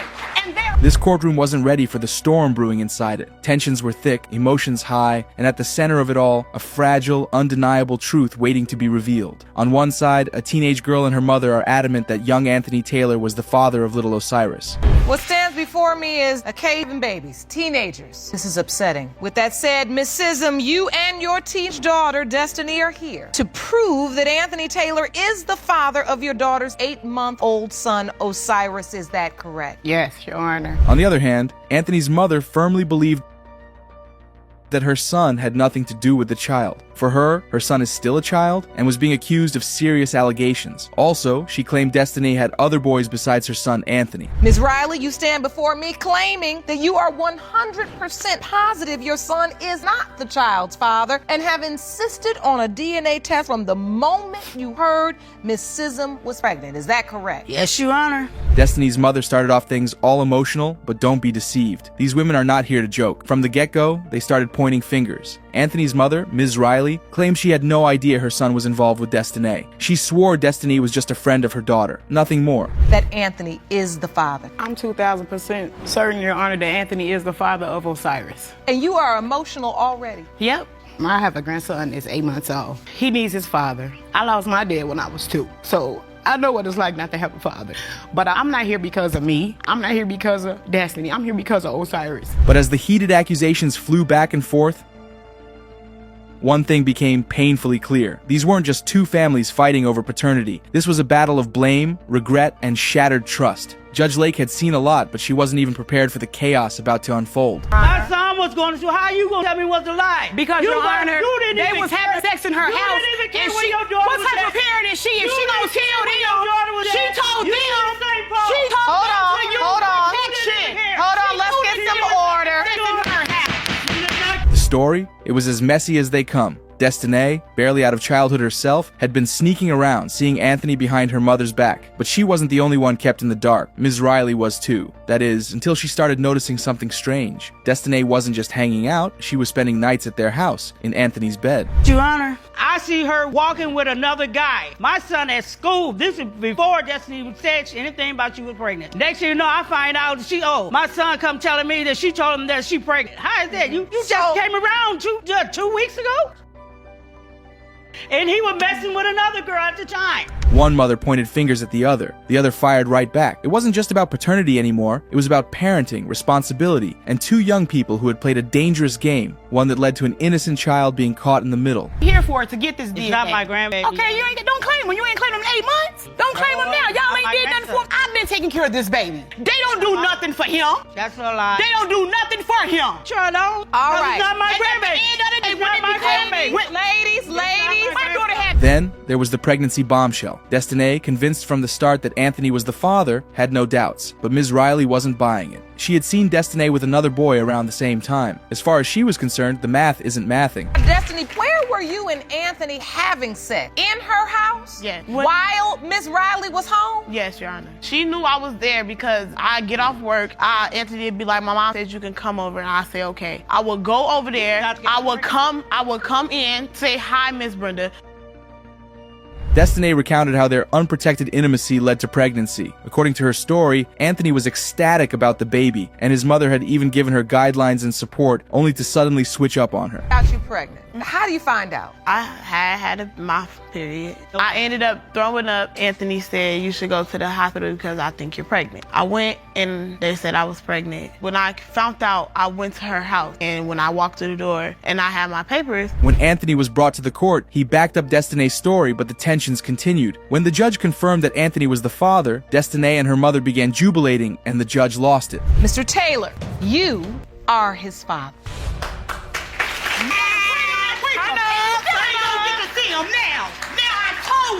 Marcel Scott walked into the courtroom like he owned the place. Cool, calm, and confident. Maybe a little too confident for a man who had just been exposed to fathering 7 kids with 4 different women. But today he was here to clear his name. Because according to him, there was absolutely no way he was the father of Miss Kalon's 4-month-old daughter.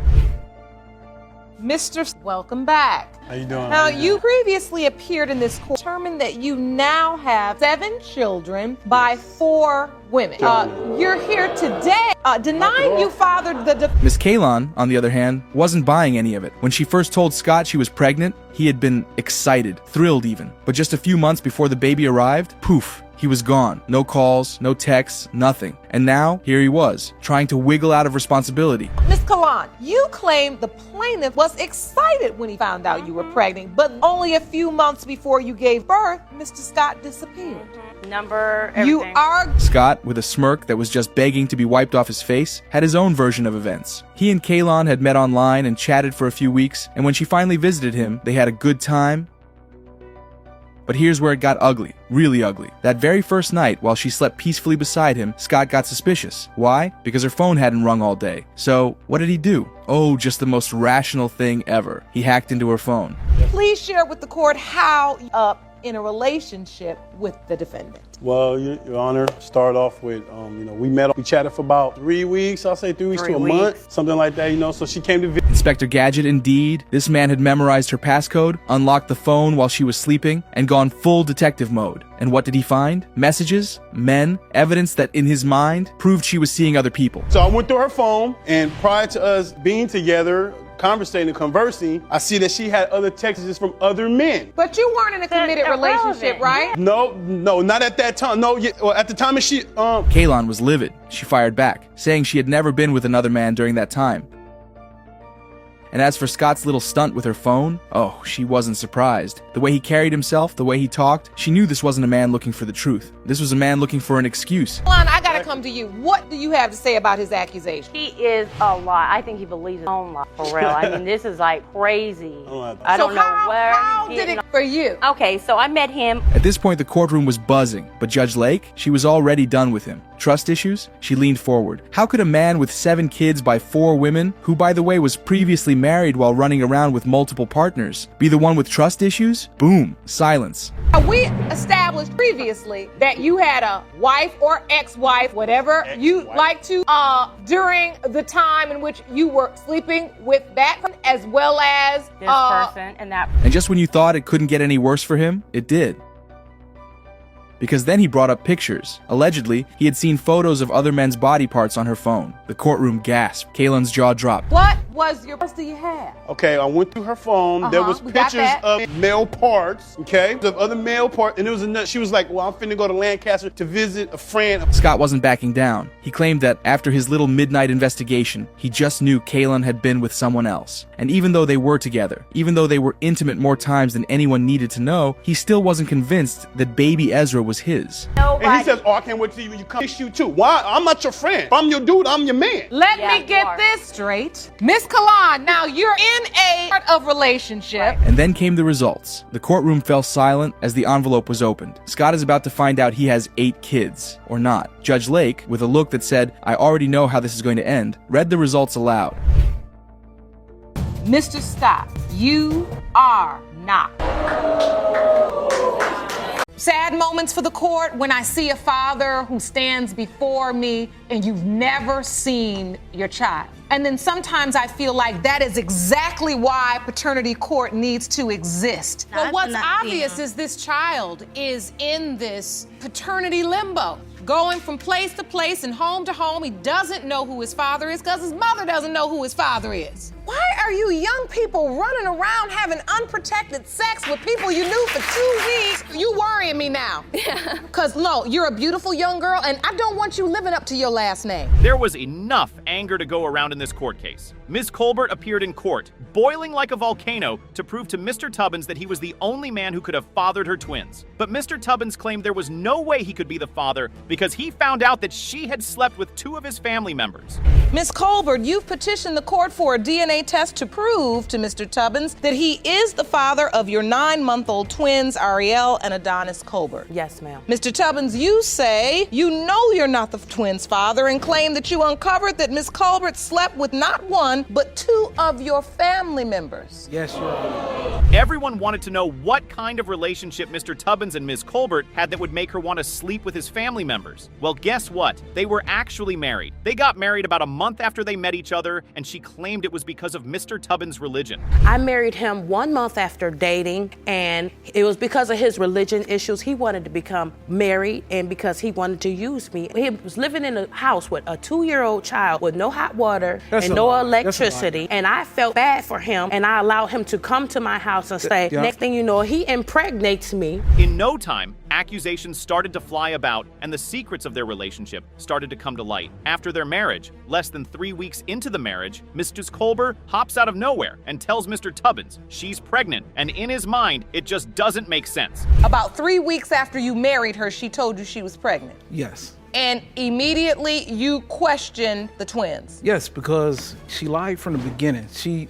told me that the last person that she slept with was 3 months prior before we started trying to get together. If there's anything Ms. Colbert was sure of, it was the fact that she had the worst taste in men, and getting intimate with Mr. Tubbins was the worst mistake of her life. She claimed he was using her because she loved him and wanted to get him out of a messy position in his life. He just used me. He was using my truck. He ain't have no way to get around, and I was helping him. And that's who you chose to sleep with? It was the worst mistake of my life. Exactly. It was the worst mistake of my life. So you let him move in, then you married him? Yes, I did. And that was the worst mistake that I ever made in my life. Mr. Tubbins was still hitting the nail on the head by claiming that Ms. Colbert had slept with his family members. As you would expect, the judge was forced to ask him how he knew something like that happened. His response was nothing short of mind-blowing. He claimed she told him about it. Yes, I did. It was 20 years before me and him got together. When me and him first started dating, I looked on his Facebook, and I was just being nosy because we starting to date. I want to investigate you.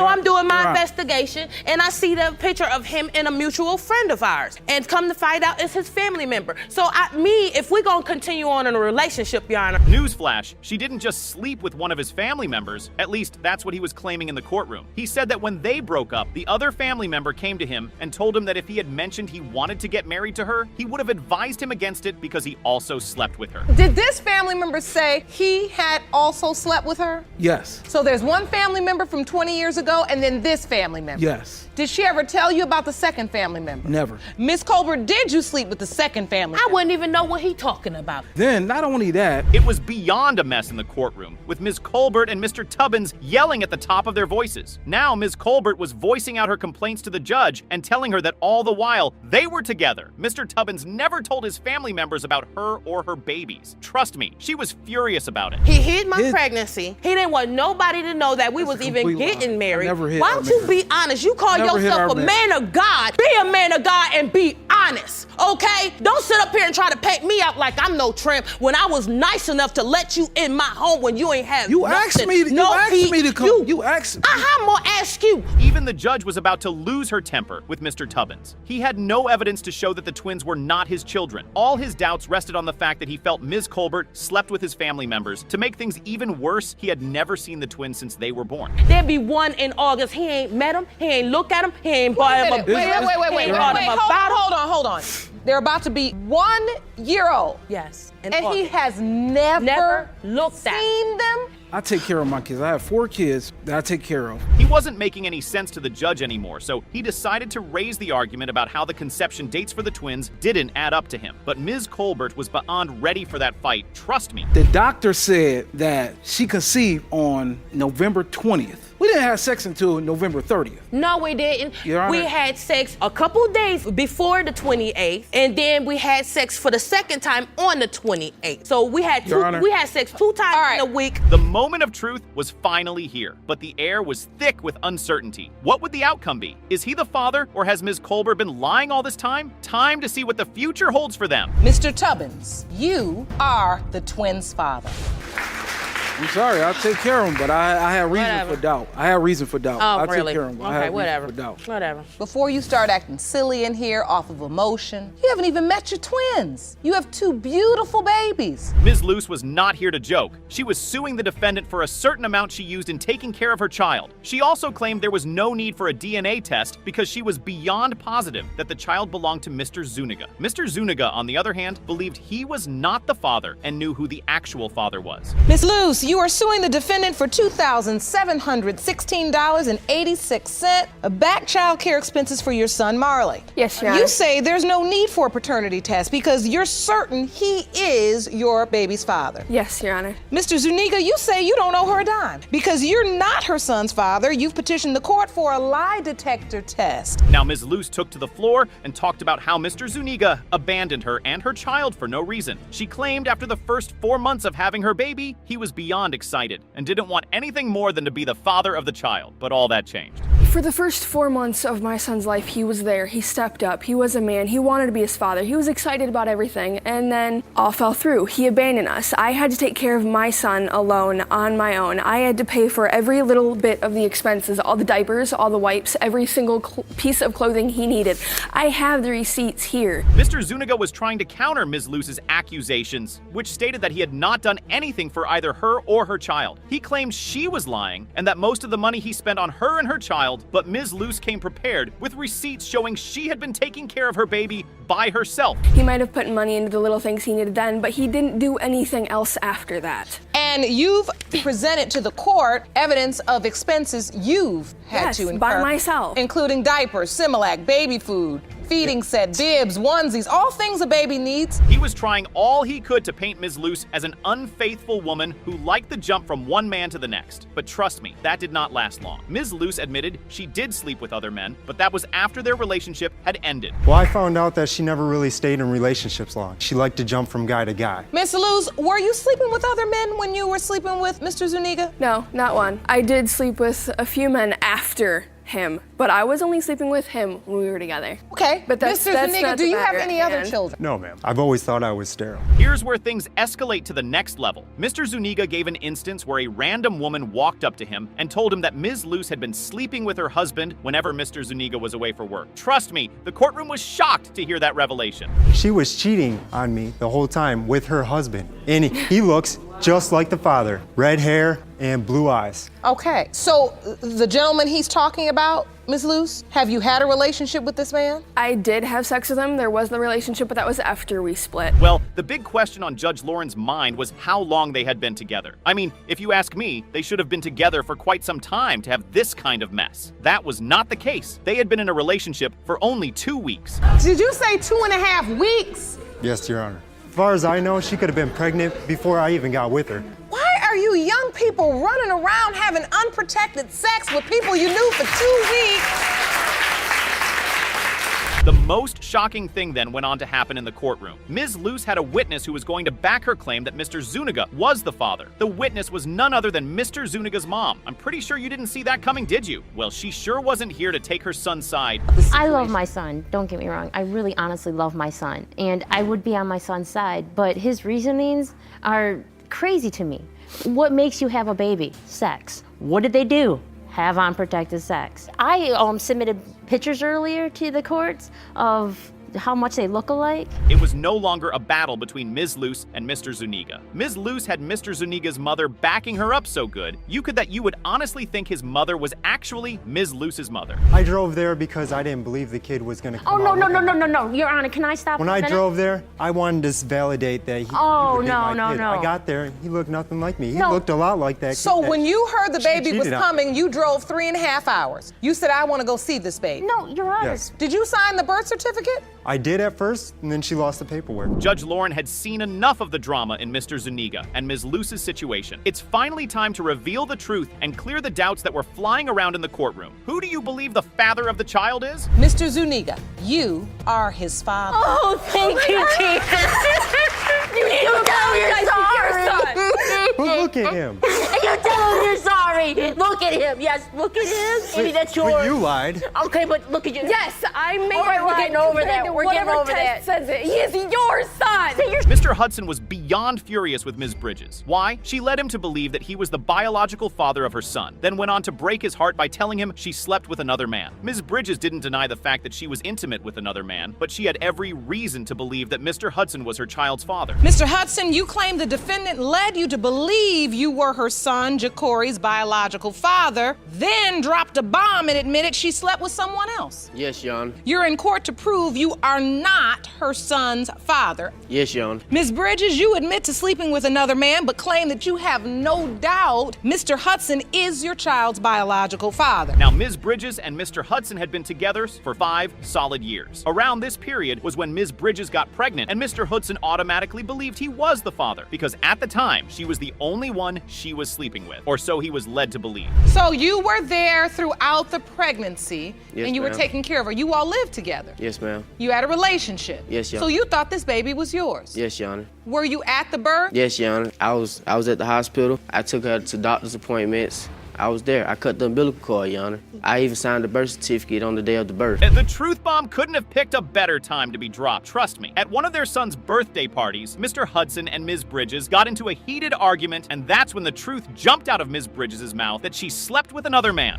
And so, Mr. Hudson, you say this bomb she dropped. When did she drop this bomb? We had an argument, and that's when she came and she was telling me how I might not be the father and she had done these things. But I paid no attention to them because I am the father. I'm supposed to be the father. I'm here. Since Mr. Hudson found out that his girlfriend cheated on him, he hasn't been in the child's life at all. It's not like he didn't want to be in his son's life, but he claimed he had no way of contacting his child because Ms. Bridges wouldn't let him see the baby. I have no way of getting in contact with him. I can't talk to him. I can't see him. He knows my auntie number. I gave it to him plenty of times. You just making things up just not to be in the baby's life. So is it your inability to get in contact with the child really what's holding you back, or is it the fact that you don't truly know? I mean, Ms. Bridges admitted to cheating, so there was a high chance that there were possibly 2 different men who could be the fathers of the child. The big question now is, what's making her so certain that the child belongs to Mr. Hudson and not the guy she slept with? I've been there, correct. I took care of her when the time when she had no one else to take care of her. Yes, and I I appreciate took that the part. for everything. I did everything.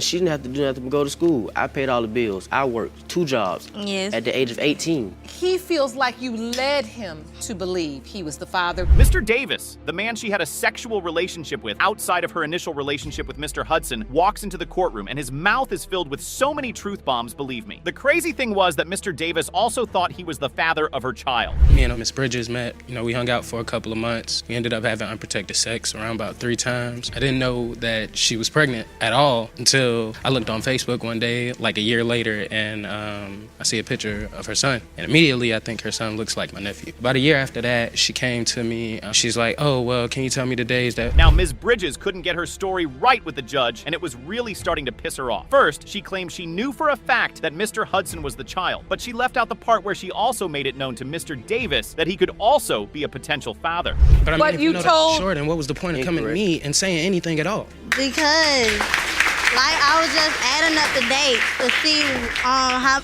I was just adding up the dates. He said it was wrong. Okay, but then you came right back to me. I came to you. You came right back to me, and when I asked you why you asked the second time, you're like... Hold your breath now, because the DNA test results are ready to be revealed. The tension was escalating, with emotions running high, and the truth was about to hit like a plot twist. Who's the real baby daddy? Let's see. Mr. Hudson, you are not his father. Mr. Davis, you are not his father. This courtroom is in shock. This is not what anyone expected today. Mr. Page was beyond upset in the courtroom. Trust me, he was willing to bring down the roof on everyone if he was given the chance. His ex-fiancée cheated on him, moved his son to another state, and decided to marry the man she cheated on him with. To make things worse, she didn't deny it. Mr. Page, you claim your ex-fiancée and the mother of your 3-year-old son cheated on you and then took your son to another state to marry the man she cheated with. Now you say Miss Sutton also has a 2-year-old daughter whom she claims is yours, even though her husband has been raising her as his own. Now, Mr. Page was asked to talk about why he and his ex-fiancée split in the first place. The sentence that dropped from his mouth would make you understand the intensity of his frustration. My ex-fiancée, Alicia, cheated on me and moved to another state with my son. And then... So wait, back me up. Back up for a second, Mr. Page. Can I start? You're together. We was together, Your Honor. You're engaged. Yes. And then you found out she was cheating. Yes. Tell she me started about like this. this. She said she her girlfriend. To make things worse, Ms. Sutton,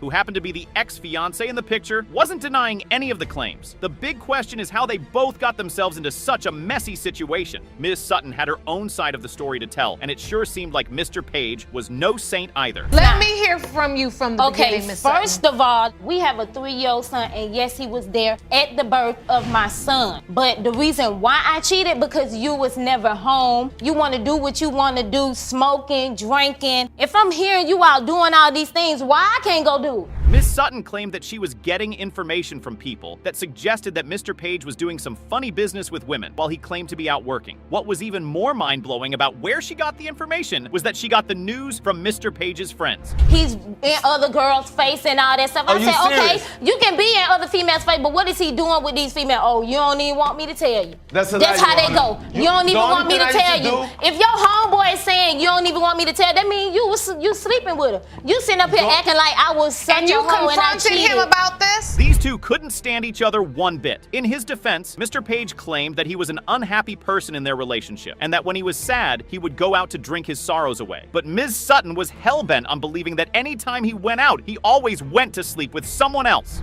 So now I just... Okay, so that gives you a reason to cheat. If you unhappy? I went out and drank late night. I went out and drank with my son. So you were out hanging out, yes, and you were drinking, but you weren't cheating. Yes, now, never cheated. Miss Sutton, when you heard was that he was out sleeping around. I didn't believe it at first, because I want to find out on my own. I'm not just so what did you no do? Females. Here's where things start to get intense. Mr. Page was already having his suspicions that Miss Sutton had been messing around with someone new. He wasn't sure who it was, so he decided to find out. His detective instincts were pretty good because he found the man who she had been sleeping with. My fiancé Alicia Sutton, he started saying right there, he said, I'm sorry. That should never happen. I said, did you sleep with Alicia? He said, yes, I did. Okay. At that time, my one tear dropped in my eyes. Just one? One tear, just dropped. I promise you. A tear dropped in my eyes, my heart felt like it was upon my hand. This case was taking a spin for the worst. All you could feel for Mr. Page was sadness because Ms. Sutton really did him dirty. Moving on, Mr. Cooper wasn't just her new man. Oh, trust me, he was way more than that. They were married, and to make things worse, he was claiming he was the father of her baby. The last 2 years, I've taken care of this baby. I've done everything I could. She's mine. I feel it in my heart that she's mine. You know, despite what happened between Alicia and I and her ex-fiance, I accept that. I'm sorry for that. But when Alicia told me she was pregnant, you know, I was excited, you know. No, you was not excited, because when yes, he was excited. When I told you, you told me that this child is not yours. The stakes were high for both Mr. Page and Ms. Sutton. On one side, Mr. Page was desperately hoping the baby was going to be his. On the other hand, Ms. Sutton was hoping the baby belonged to her husband so she could save her marriage. Well, let's see who goes home with butterflies in their stomach. Mr. Page, you are her father. No emotion. What are you feeling? I always want a precious daughter. That's my first daughter in the family, and I'm gonna love her and raise her. Mr. Cooper, I see you feeling very emotional. I know this wasn't the news you wanted. She's still mine. Over my dead body, that's my daughter. Times Judge Lauren Lake loses control on paternity court. You all are not off the hook, because I don't like how you all over here scowling at her when both of you lay down with her, willingly. So before you get so disgusted, you be disgusted with yourself. You end up with a relationship like this. It doesn't make any sense. Somebody hears that they're the father of my child, I better see some reaction. Have you ever partied hard enough to wake up the next morning not knowing what went down last night? Well, let me give you a hint. You might have accidentally fathered a child, sir. What? Meet Mr. Boston and Miss Murphy, who were entangled in a complex paternity dispute over their 10-month-old son. Yana, you have to have sex to make a baby. You know, I don't remember even doing that well. Lie. You don't remember having sex with Miss Murphy? He's lying. He was at my house all the time, every day, every night in my bed. It is your assertion to this court that you've never been in a sexual relationship. I mean, I'm not denying it like that, but I'm just saying. Okay, so what are you saying? He's lying, Your Honor, see? What a confession right at the beginning of the case! But this statement of yours, Mr. Boston, met with disbelief. However, I'm wondering how conveniently you're forgetting that they did indeed have a relationship. Well, this calls in for some drama. How long were you in a sexual relationship? 4 months. I wasn't even in her house for 4 months. He's lying. He's lying, Your Honor. Big over there every other night. He was at my house every night, spending the night sleeping in the same bed. Alone, kicking it with them. You know, having beverages. Stayed over time, and my mom would sleep, so I couldn't get in her house. Oh boy, the two parties can't even agree on whether they were in a committed relationship or not. How annoying! seems like Mr. Boston was in denial. But y'all know that paternity court is a correction center for such folks. But we'll get onto that part later. So before that, here's the flashback. When I first found out I was pregnant, Yana, he rubbed my belly and everything. He was smiling and everything. She was pregnant in the process of me being over a No. family member's house. No. That family member came in the house and told me, well, you know somebody named Teresa? At the time, I didn't know her government name. Never knew Wait her a name minute. You've been sleeping with her for 4 months and don't know her name. Not even You think I sound know- about crazy, Mr. Boston. All right, now, according to Miss Murphy, who recounts Mr. Boston was happy about her pregnancy to the point of even rubbing her belly. Yet, he later claims he wasn't aware until a family member informed him. There are some mixed signals here. Feels like someone's been playing dodgeball. When I was like 6 months, he had stopped coming over my house. For some reason, I don't know why. I called her and no, talked he to her didn't. about the No, baby. he She didn't. was like, No, he well, didn't. who No, he told didn't. you? I'm like, No, well, he it's didn't. running around, No, the he whole did not. Levianville. So that's when I called her to get the facts from her out of her own mouth. All right, now for some clarification. Mr. Gregory enters the scene, another man who had a relationship with Miss Murphy during the same time frame. He initially blocked her on Facebook when she told him about the pregnancy.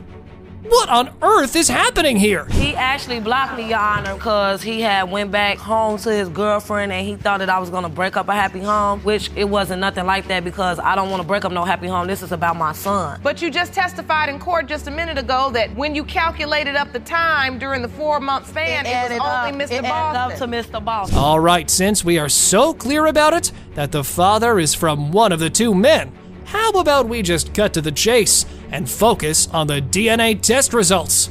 So, all right, Judge Lake, let's read out the results and end this doubt. It has been determined by this court, Mr. Boston, you are not the father.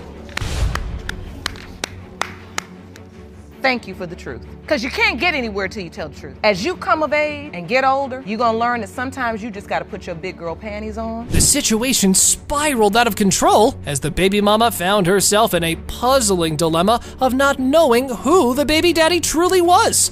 Their casual and conflicting statements sent Judge Lake into a fierce frenzy. In a no-nonsense reality check, she served these adults a dose of hard truth. We have no clue who his biological father is. Mr. Boston, you are going to have to make sure that paperwork does not attach itself to you because someone arbitrarily gave your name. You owe him an apology. Sorry. It just hurt so bad. You might have heard the story, The Boy Who Always Told Lies. Well, that ain't a story anymore, as he was faking the appearance of a lion. Miss Hunter had been faking pregnancy.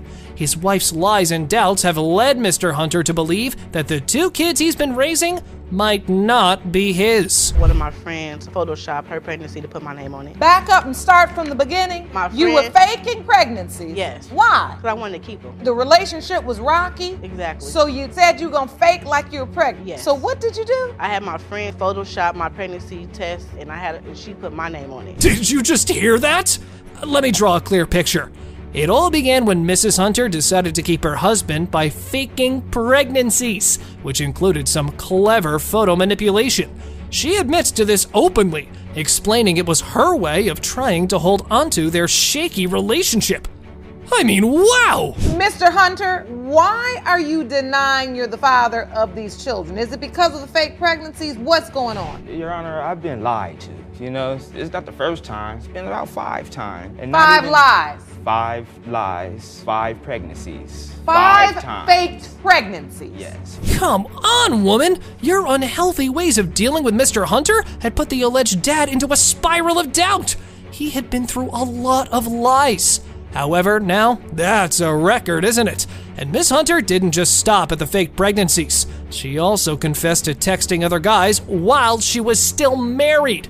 Give me a break. Everybody's told me that they've seen her here, they've seen her there. Even my friends told me that they see her in the car with a dude in the car. He calls me and says that, yeah, I thought I just see you rolling down the street. His friends is lying. No, they just said they seen her riding down the street with a guy with braids. But here's the ultimate claim when Mr. Hunter drops a medical bombshell.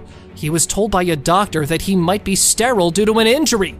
But lo and behold, Mrs. Hunter gets pregnant shortly after. Huh. Now even this had me wondering. I got an injury, and he told me I would be sterile. We have a baby a couple of months after that. I just don't think they really too much look like, you know? He's lying. It's not just that, like him. I mean, that's what you think, and that's in your eye. They Everyone look else's just like eyes, him, though. and ain't nothing wrong with his penis. It works. But buckle up for another twist. The power of almighty witnesses when it comes to serving justice. Well, Mr. Golden claimed to have seen Mrs. Hunter riding around with another guy. Of course, she vehemently denies it, but it doesn't do much to help her case, because we all remember her photoshopping skills. I seen her riding by, and I seen somebody in the car. I'm thinking it was him in the passenger. He ain't seen nothing. He's lying. He's making I'm thinking it's him in the passenger. He described He my can't car. even see at night. He described the bumper and everything. I see the truck coming. I know exactly what the truck looked like. So she was driving the truck Yes, sir. with another guy in the passenger seat. Yeah, Are you sure it wasn't Mr. Hunter? Yes. Now that we've taken enough record of all the doubts, how about we now focus on the paternity results so we can shed some light on the baby mama's brain and give everyone here a reality check. Here are the results. Mr. Hunter, you are her father. Yeah. Mr. Hunter, are you happy? Yes, I am. I'm very happy. You Very might happy. want to show it. Yeah, isn't it obvious? Mr. Hunter was happy. But someone had to knock some sense into the baby mama for playing all these gimmicks. How about we call in Judge Lake to do some schooling? Oh boy, buckle up, paternity peeps. You can't keep a man by just keep getting pregnant. It doesn't make any sense because you end up with a relationship like this. Because, honey, I know one thing. The day somebody hears that they're the father of my child, I better see some reaction, a happy reaction. So you all have some work to do on your marriage. And most importantly, you have work to do as parents. So you're in a relationship and you break up, but the feelings for your significant other might have stayed, right? So how do you plan on getting his attention back? Let me give you an idea from this case. Pinning the baby on him. Well, according to Mr. Cedeno, Miss Ramirez is doing the same. Are you trying to trap your ex No, with I this am baby? not trying to trap him with this baby. He's my first love. He's my first boyfriend, my first everything. And I'm tired of him sending me mixed signals. He comes to my house, he tells me he doesn't love me, he doesn't want to be with me. He's always trying to hug up on me. He tries to sleep with me. Did you just hear that? Miss Ramirez vehemently denies trying to ensnare Mr. Cedeno, but is deeply hurt by his inconsistent behavior. Up till this point, it feels like the alleged baby daddy has been moving back and forth between the two women. Let's see what he has to say in his defense. So, despite the fact that you're admitting that you do still sleep with Ms. Ramirez, even though you're in another relationship? Yes, it happened. I slipped up one night. Just that one night? No, all the time. These last few years, we've been sleeping together. All right, well, we can take that for some honesty. After all, Mr. Cedeno did come clean. But here's the plaintiff presenting a laundry list of doubts, including the use of an ovulation calendar as evidence. The drama reaches its peak. You went to visit your children and end up visiting your ex-girlfriend. I had pretty much fallen victim that day. How are you falling a victim when you're the one that initiates Fell it? victim. You admit to having sex with her, Yes. but you claim the child is not yours. Now the time and dates don't add up. There's no The time and physical dates way. add up. So now it's clear that their meetups weren't exactly platonic. Despite their breakup, Mr. Cedeno continues to visit Miss Ramirez, and the evidence we just mentioned for Mr. Cedeno having doubts. Let's hear that first. So now here's Judge Lake analyzing everything. So she admitted that she slept with him, but did you sleep with him during the time of conception? No, I slept with him 7 months prior, and then the next time I slept with him, I was already 4 months pregnant. So he can't be the father. I think she got pregnant too fast. There's no physical way. And she has an obligation. It takes one time to get pregnant, one time. I mean, like, these people come to paternity court having all sorts of doubts, but then, like, literally forget what they've been doing behind each other's backs before wanting it to come to light. So, here's Mr. Cedeno. You're about to get the reality dose by the paternity queen. That's also a burden on my life. Like, I have two that I already have enough trouble. Well, the burden on your life is the fact that you can't keep your hands up when you're supposedly supposed to go visit your children. It's lack of self-control. You really have 2 kids with the lady, sir. How about you show some empathy to her 3rd child, as you are already on the list of being the potential father. But wait, Ms. Ramirez also has a confession to make. Part of me wanted to have another baby, and another part of me did it out of jealousy, out of spite because of the other girl. Because of the other girl having the baby. So I think in my subconscious mind, I decided to get pregnant. Was it your subconscious mind? Or was it your superconscious mind? Since now we have all the paternity questions at rest, how about we focus on the paternity results? Since the motives and emotions have been cleared out, Judge Lake decides to unveil the curtain over the child's DNA test results. When it comes to 1.5-month-old Aislinn, Mr. Cedeno, you are her father. I told you, she is your baby. How ruthless can someone be? Well, if you need a strong guess, you can focus on Miss Foster, who came to paternity court looking to convince Mr. Fields of being the father of her medically fragile daughter. What a shame, sir.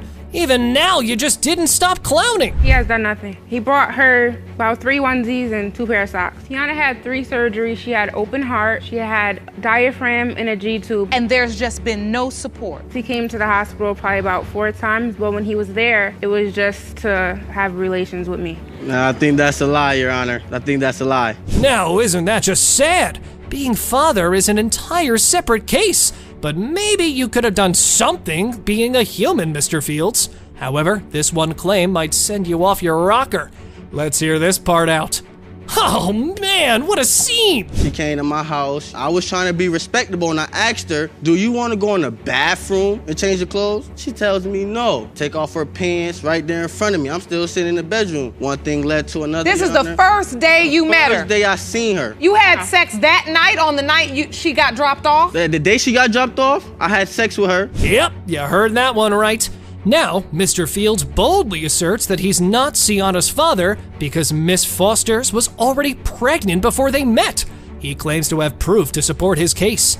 The tension between these two was nuts. You could cut it with a knife. She was inboxing your mother and your brother, trying to chase you down because she's texting my wife. Your Honor, she's texting your wife, trying to get in touch with you. I never texted his wife. I have never known about her until 3 days ago. Let's get some order. In this heated exchange, Miss Foster and Mr. Fields confront their past relationship. Miss Foster accuses Mr. Fields of being obsessed with her, citing text messages as evidence of his continued interest.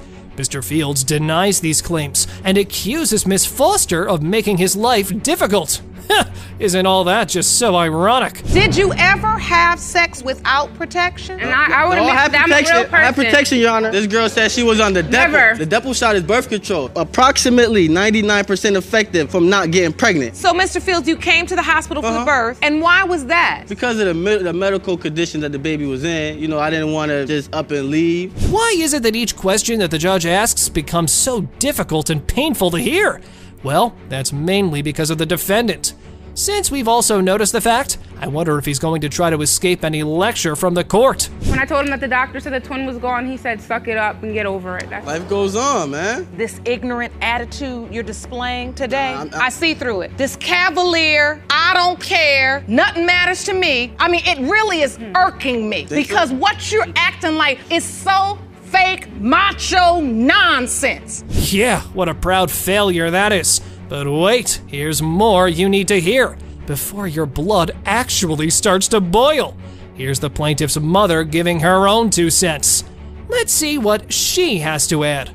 Mama rants something like this. Because he was concerned about my grandchild, me and my husband accepted him. I sat down with him, me and my husband, and we said, do you want to be with her? If you don't want to be with her, don't think because of this baby. He said, I promise you, this is the girl I am going to marry. I did not tell you nothing like that. That's what he said. All right, Mr. Fields, we know. Now take enough evidence into account and you, my friend, aren't coming to any conclusion.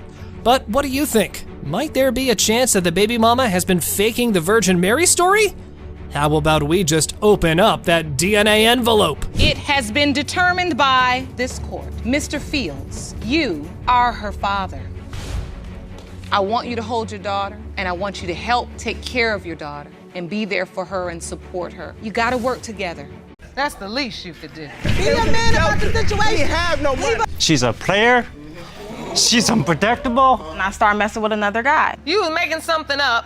She used me for a place to I stay. can't come nowhere pregnant. Where's this other possible father? He said he don't believe in condoms. Because he had 2 girlfriends. Gave you the justification to cheat. That's the only reason why he wants the visitation is to claim her on his taxes. Baby's got more sense than the mama and the daddy. We've got a real doozy for you today, folks. Get ready to witness 5 moments when Judge Lauren Lake completely loses it. We've got Miss Foster and Mr. Jackson here, and boy, are they in for a ride. Miss Foster claims that Mr. Jackson is the father of her 1-year-old daughter, Jakia, but Mr. Jackson is not having it. He's denying paternity left and right. The tension is already thick in the courtroom, and we're just getting started. Miss Foster, you claim you and your ex-boyfriend planned your pregnancy only to have him abandon you and deny paternity. You are here to prove that he is your daughter, Jakia's biological father. You want him to step up and take care of his daughter. Is that correct? Yes, Your Honor. Mr. Jackson, you say Miss Foster cheated on you multiple times during your relationship. Now get this, folks. Miss Foster starts off by claiming that she and Mr. Jackson planned this pregnancy together. Oh, but wait, there's a little twist. She also admits to sleeping with another guy, Marquise, around the same time. Yikes, this love triangle is turning into a full-blown soap opera. Ma'am, Your Honor, this relationship started through social media. We found each other through Facebook. Social media, I should have known. No wonder we talking about social media. Okay, go ahead. We found each other through social media, so we had a mutual friend. They vouched for him, said he was a good person, so we jumped into a relationship. I had my first child, and he did come bring us to his mother's house, but he was claiming my first child knowing she wasn't his baby. And just when you think it can't get any crazier, Miss Foster drops a bombshell. She reveals that the guy she claimed was her brother, who used to drop off the baby, was actually the guy she was sleeping with. Can you believe it? Talk about a family affair. I want to be his baby's mother, because I'm the best mother in the world. That's why he said it. Actually. Facts. No. Facts, Your Honor. No. I am the best mother in the world, and he can't say anything having he sex hasn't on even it stepped and all. up to be even a But stepdad. the man that she had dropping her off at my house, claiming was her brother, was the dude she was sleeping with. Correct, Your Honor. It definitely was. Basically what the story was, she already came to my house pregnant by her so-called brother. But hold on, folks, because Mr. Jackson isn't backing down. He's throwing some serious shade at Miss Foster, accusing her of using him for a place to stay. Ouch. The drama is reaching new heights, and we're only a few minutes into this episode.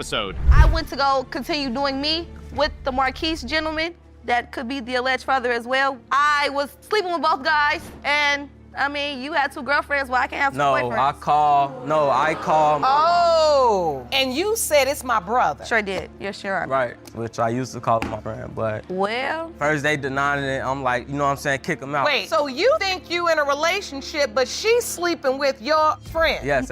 Now things start to heat up as Miss Foster confidently declares that she is the best mother in the world. Oh girl, you better back that up. But wait, Mr. Jackson fires back, claiming that she hasn't let him see the baby because of his new girlfriend. Uh-oh, tensions are running high and Judge Lauren Lake is about to step in. Somebody else, me and my baby stayed. That's just what it was. So, Miss Foster, I want you to take me to the day you found out you were pregnant. I fell to the floor. I did 3 rolls around the floor in the doctor's office because I wasn't having no kids if I'm finna be a single mother to 2 children by myself. I'm 20. It's not happening. So, at that point, I told Marquise because Marquise was there. Marquise is the brother who wasn't a brother. Yeah. And here she comes, folks. Judge Lake is not playing around today. She's giving Miss Foster and Mr. Jackson a reality check. She reminds them that making a baby is the easy part, but being a responsible parent is a whole different ballgame. Preach, Judge Lake. Your girlfriend is not your advocate. She doesn't have to be that. You should already have Jakia on your mind if this is a possibility that this child is yours. But I see what's happening, just like I told you before. Both of you all, y'all can talk. And I mean, look, it's entertaining. The problem is, a baby's life ain't no show. Okay. It's a real life. But wait, it's time for the moment we've all been waiting for. The DNA test results are in. Will Mr. Jackson be proven to be the father, or will Miss Foster have to go back to the drawing board? The suspense is killing us. Mr. Jackson, you are not the father.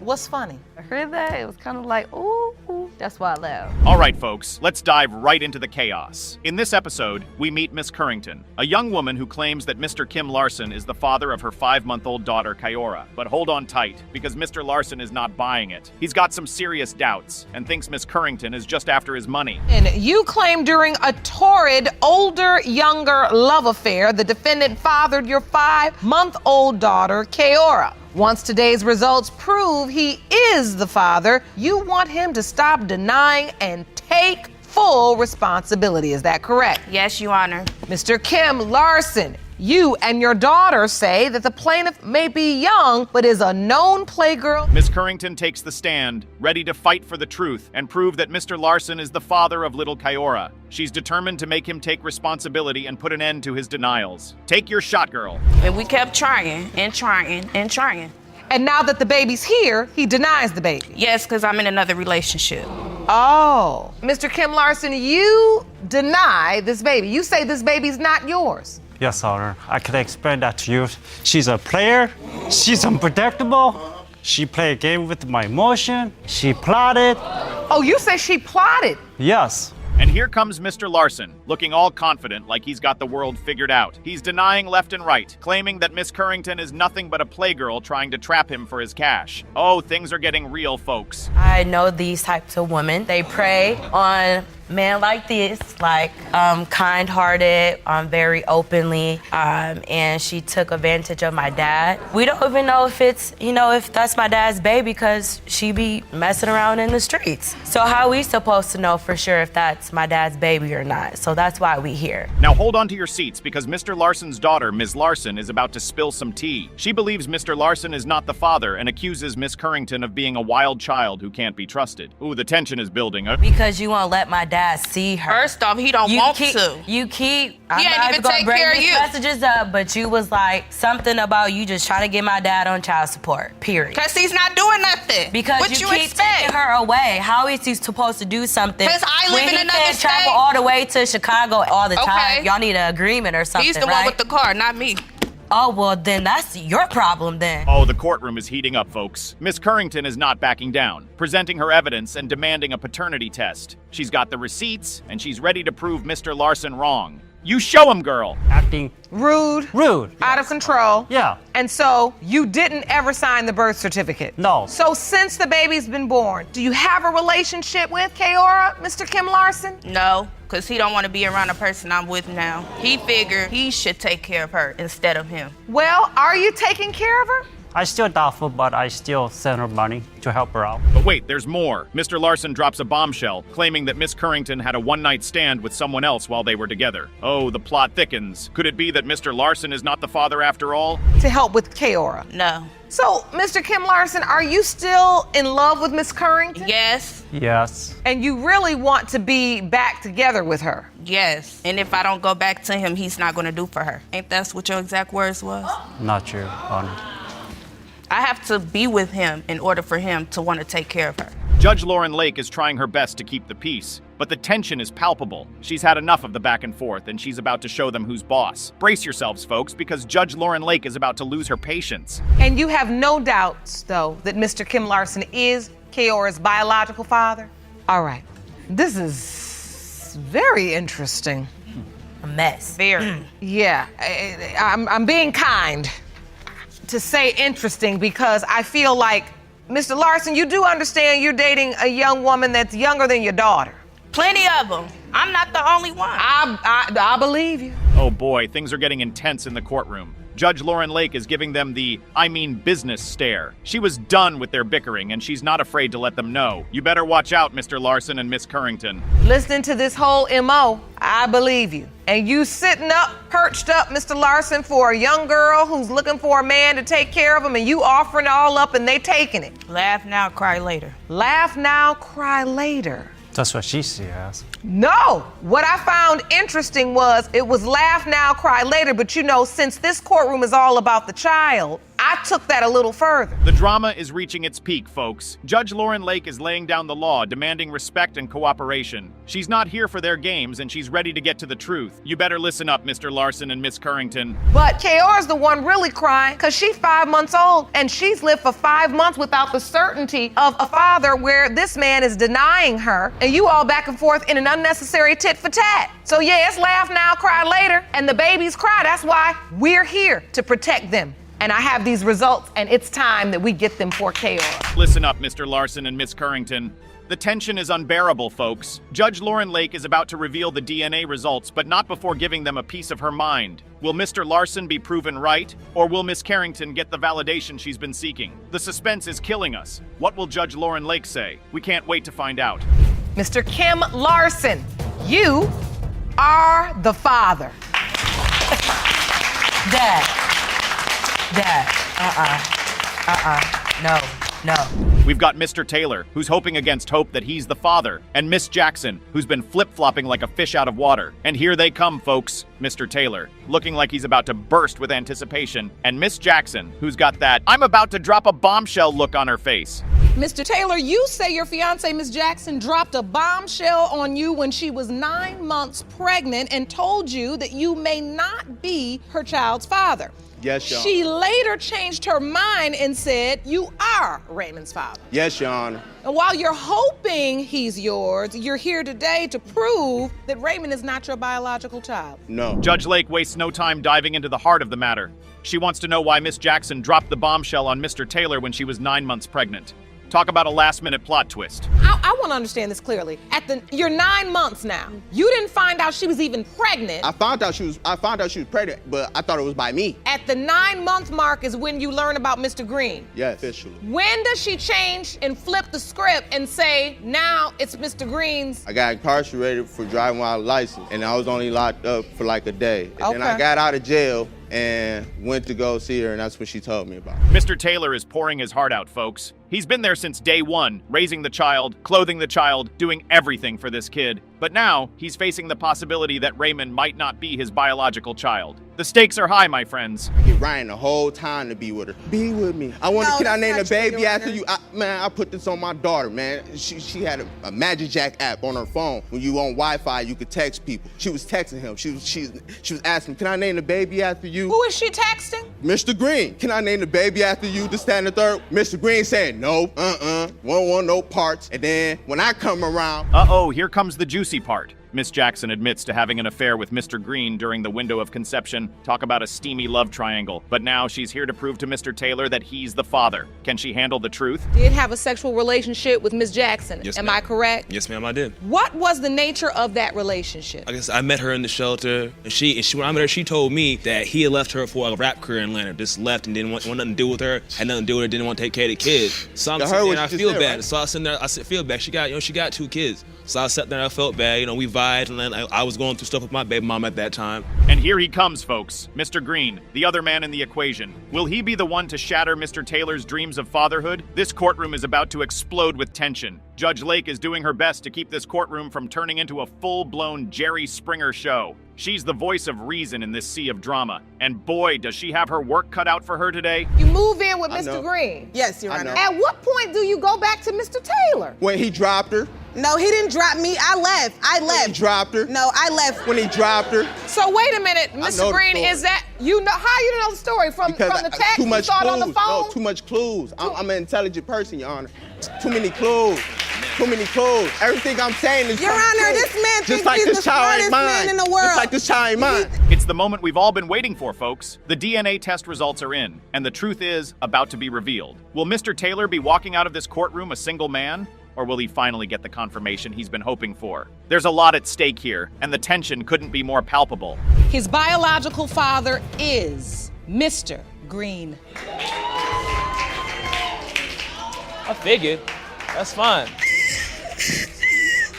Now, in this case, we've got Miss Miller and Mr. Rasmussen going head-to-head over the paternity of their adorable 3-year-old daughter, Zaylee. But hold on to your seats, folks, because things are about to get heated. You're here to prove to your ex-boyfriend, Scotty Rasmussen, that he is not the father of your 3-year-old daughter, Zaylee Rasmussen. Yes, Your Honor. You claim you've been in an ongoing court battle over custody and have petitioned the court several times for a DNA test, all of which have been denied. Yes, Your Honor. Mr. Rasmussen, you claim claim the real reason Ms. Miller is denying you're Zaylee's father is because she hates you. Yes, Your Honor. Miss Miller is convinced that Mr. Rasmussen is not the father of little Zaylee. She claims that he cheated on her throughout their relationship and that she was even seeing someone else around the time of conception. Doesn't have any way to bring her to me. She doesn't have any way to meet me halfway. You say she hates you?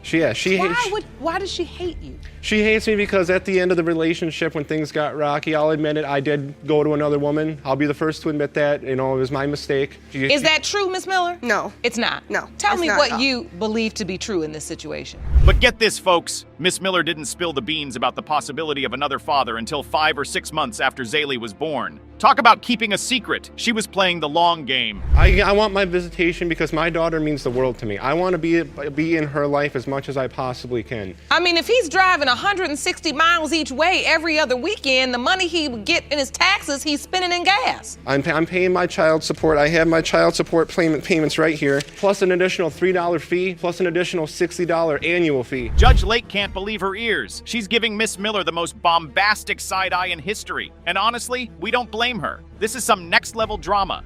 The longer this case went on, the more guilty Ms. Myler was looking. And she is not in diapers, she is in pull-ups, she is in training right now. She is having problems.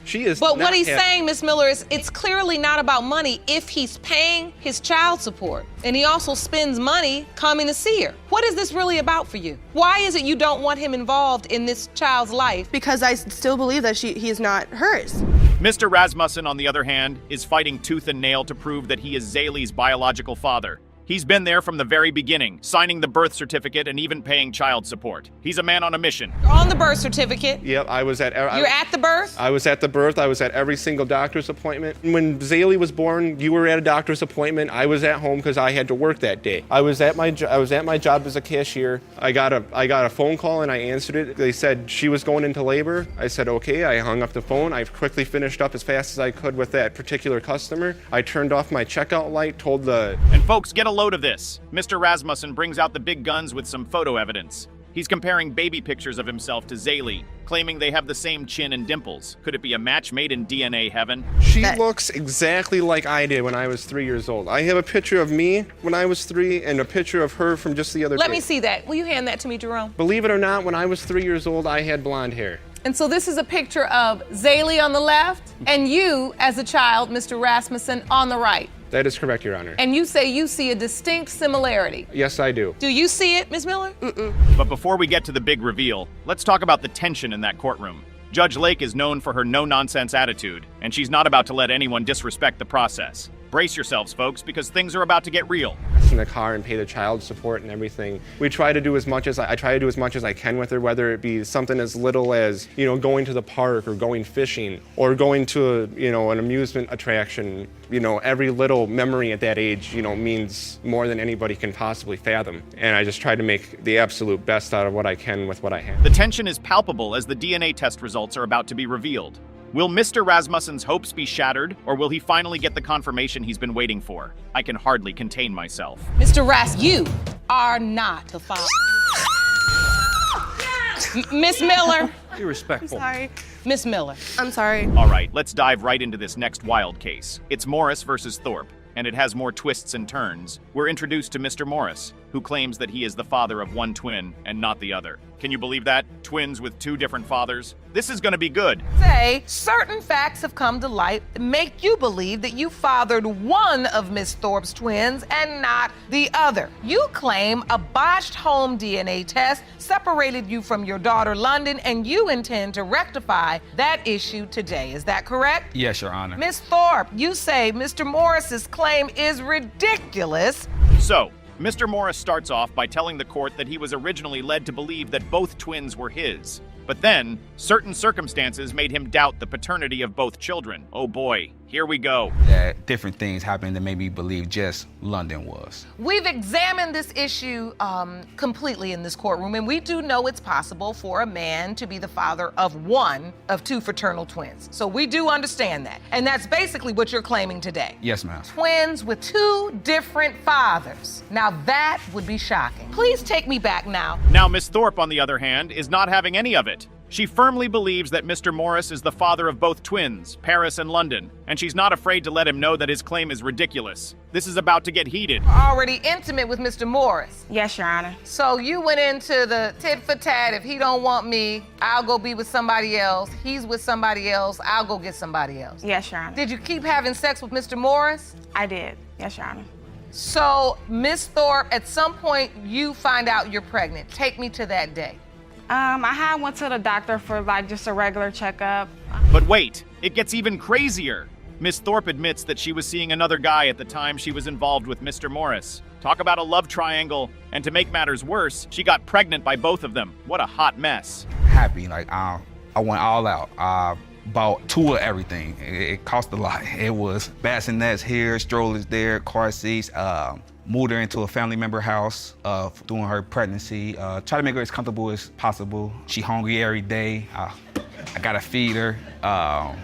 That's the least you could do. So Miss Thorpe finds out she's pregnant, and Mr. Morris is over the moon with joy. He goes all out, buying baby stuff and even moving her into a family member's house to make her comfortable. But then, out of the blue, Mr. Morris decides to take a DNA test behind Miss Thorpe's back. Oh no, he didn't. There, I was picking out baby names, you know, just ready for the whole ordeal. You were there? Yes. Were you there for the birth? Yes, ma'am. I was the first one to get to see him and hold him. She was in a lot of pain, and they was in an NICU unit. It was only 3 pounds, but it was amazing though. It was. Spent the next couple months inside the hospital. I was there every moment, every day. Outside of work, I was there. And guess what? The DIY test comes back with a 0% probability of Mr. Morris being the father. Yikes. But hold up, drama lovers, because it turns out Mr. Morris didn't even do the test properly. What a plot twist. Instead of testing both twins, he only tested one. And to make matters worse, he used the wrong DNA samples. What a huge mistake. Well, of course, she didn't know, so I swabbed myself, Paris, and then I used the one for the mother on the other child. Your Honor, he told me he don't even know which child he swabbed. No, I don't know which child ended up being tested because they only tested one. I called the DNA place after and I kind of explained the situation. So Mr. Morris confronts Miss Thorpe with the results and all hell breaks loose. He goes on a social media rampage, posting about how the twins are not his. Talk about airing your dirty laundry for the world to see. Judge Lauren Lake is not going to be happy about this. No, Your Honor, I was at work at the time. He actually texted me and told me that DNA test came back and that the twins were not his. At the time, I didn't respond automatically because, like I said, I was at work. So he ended up getting very upset and ended up posting it all over social media and telling everybody. He posted all over social media and told everybody that the DNA test came back and that the kids were not his. Fast forward 18 months, and Mr. Morris decides to reach out to Miss Thorpe again. He starts having doubts about the DNA test and wants to be involved in the twins' lives. But here's the kicker, guys. Miss Thorpe isn't even sure if Mr. Morris is the father. Can you believe it? Honestly, was asking around about how they was doing or what they was looking like. Family members and friends started to say, "You sure they're not yours?" And I had got sent a picture of my youngest daughter now, and it was side by side with London. I feel like they look just alike. They the same age. Oh, you had 2 women pregnant at the same time? Yes, ma'am. Oh, you. Now the moment we've all been waiting for, the DNA results. Both twins have been tested, and the tension in the courtroom is insane. Will Mr. Morris be the father of one twin and not the other? Or will he be the father of both? The suspense is killing us. Let's find out. Mr. Morris, you are not the father. Mr. Morris, you are not the father.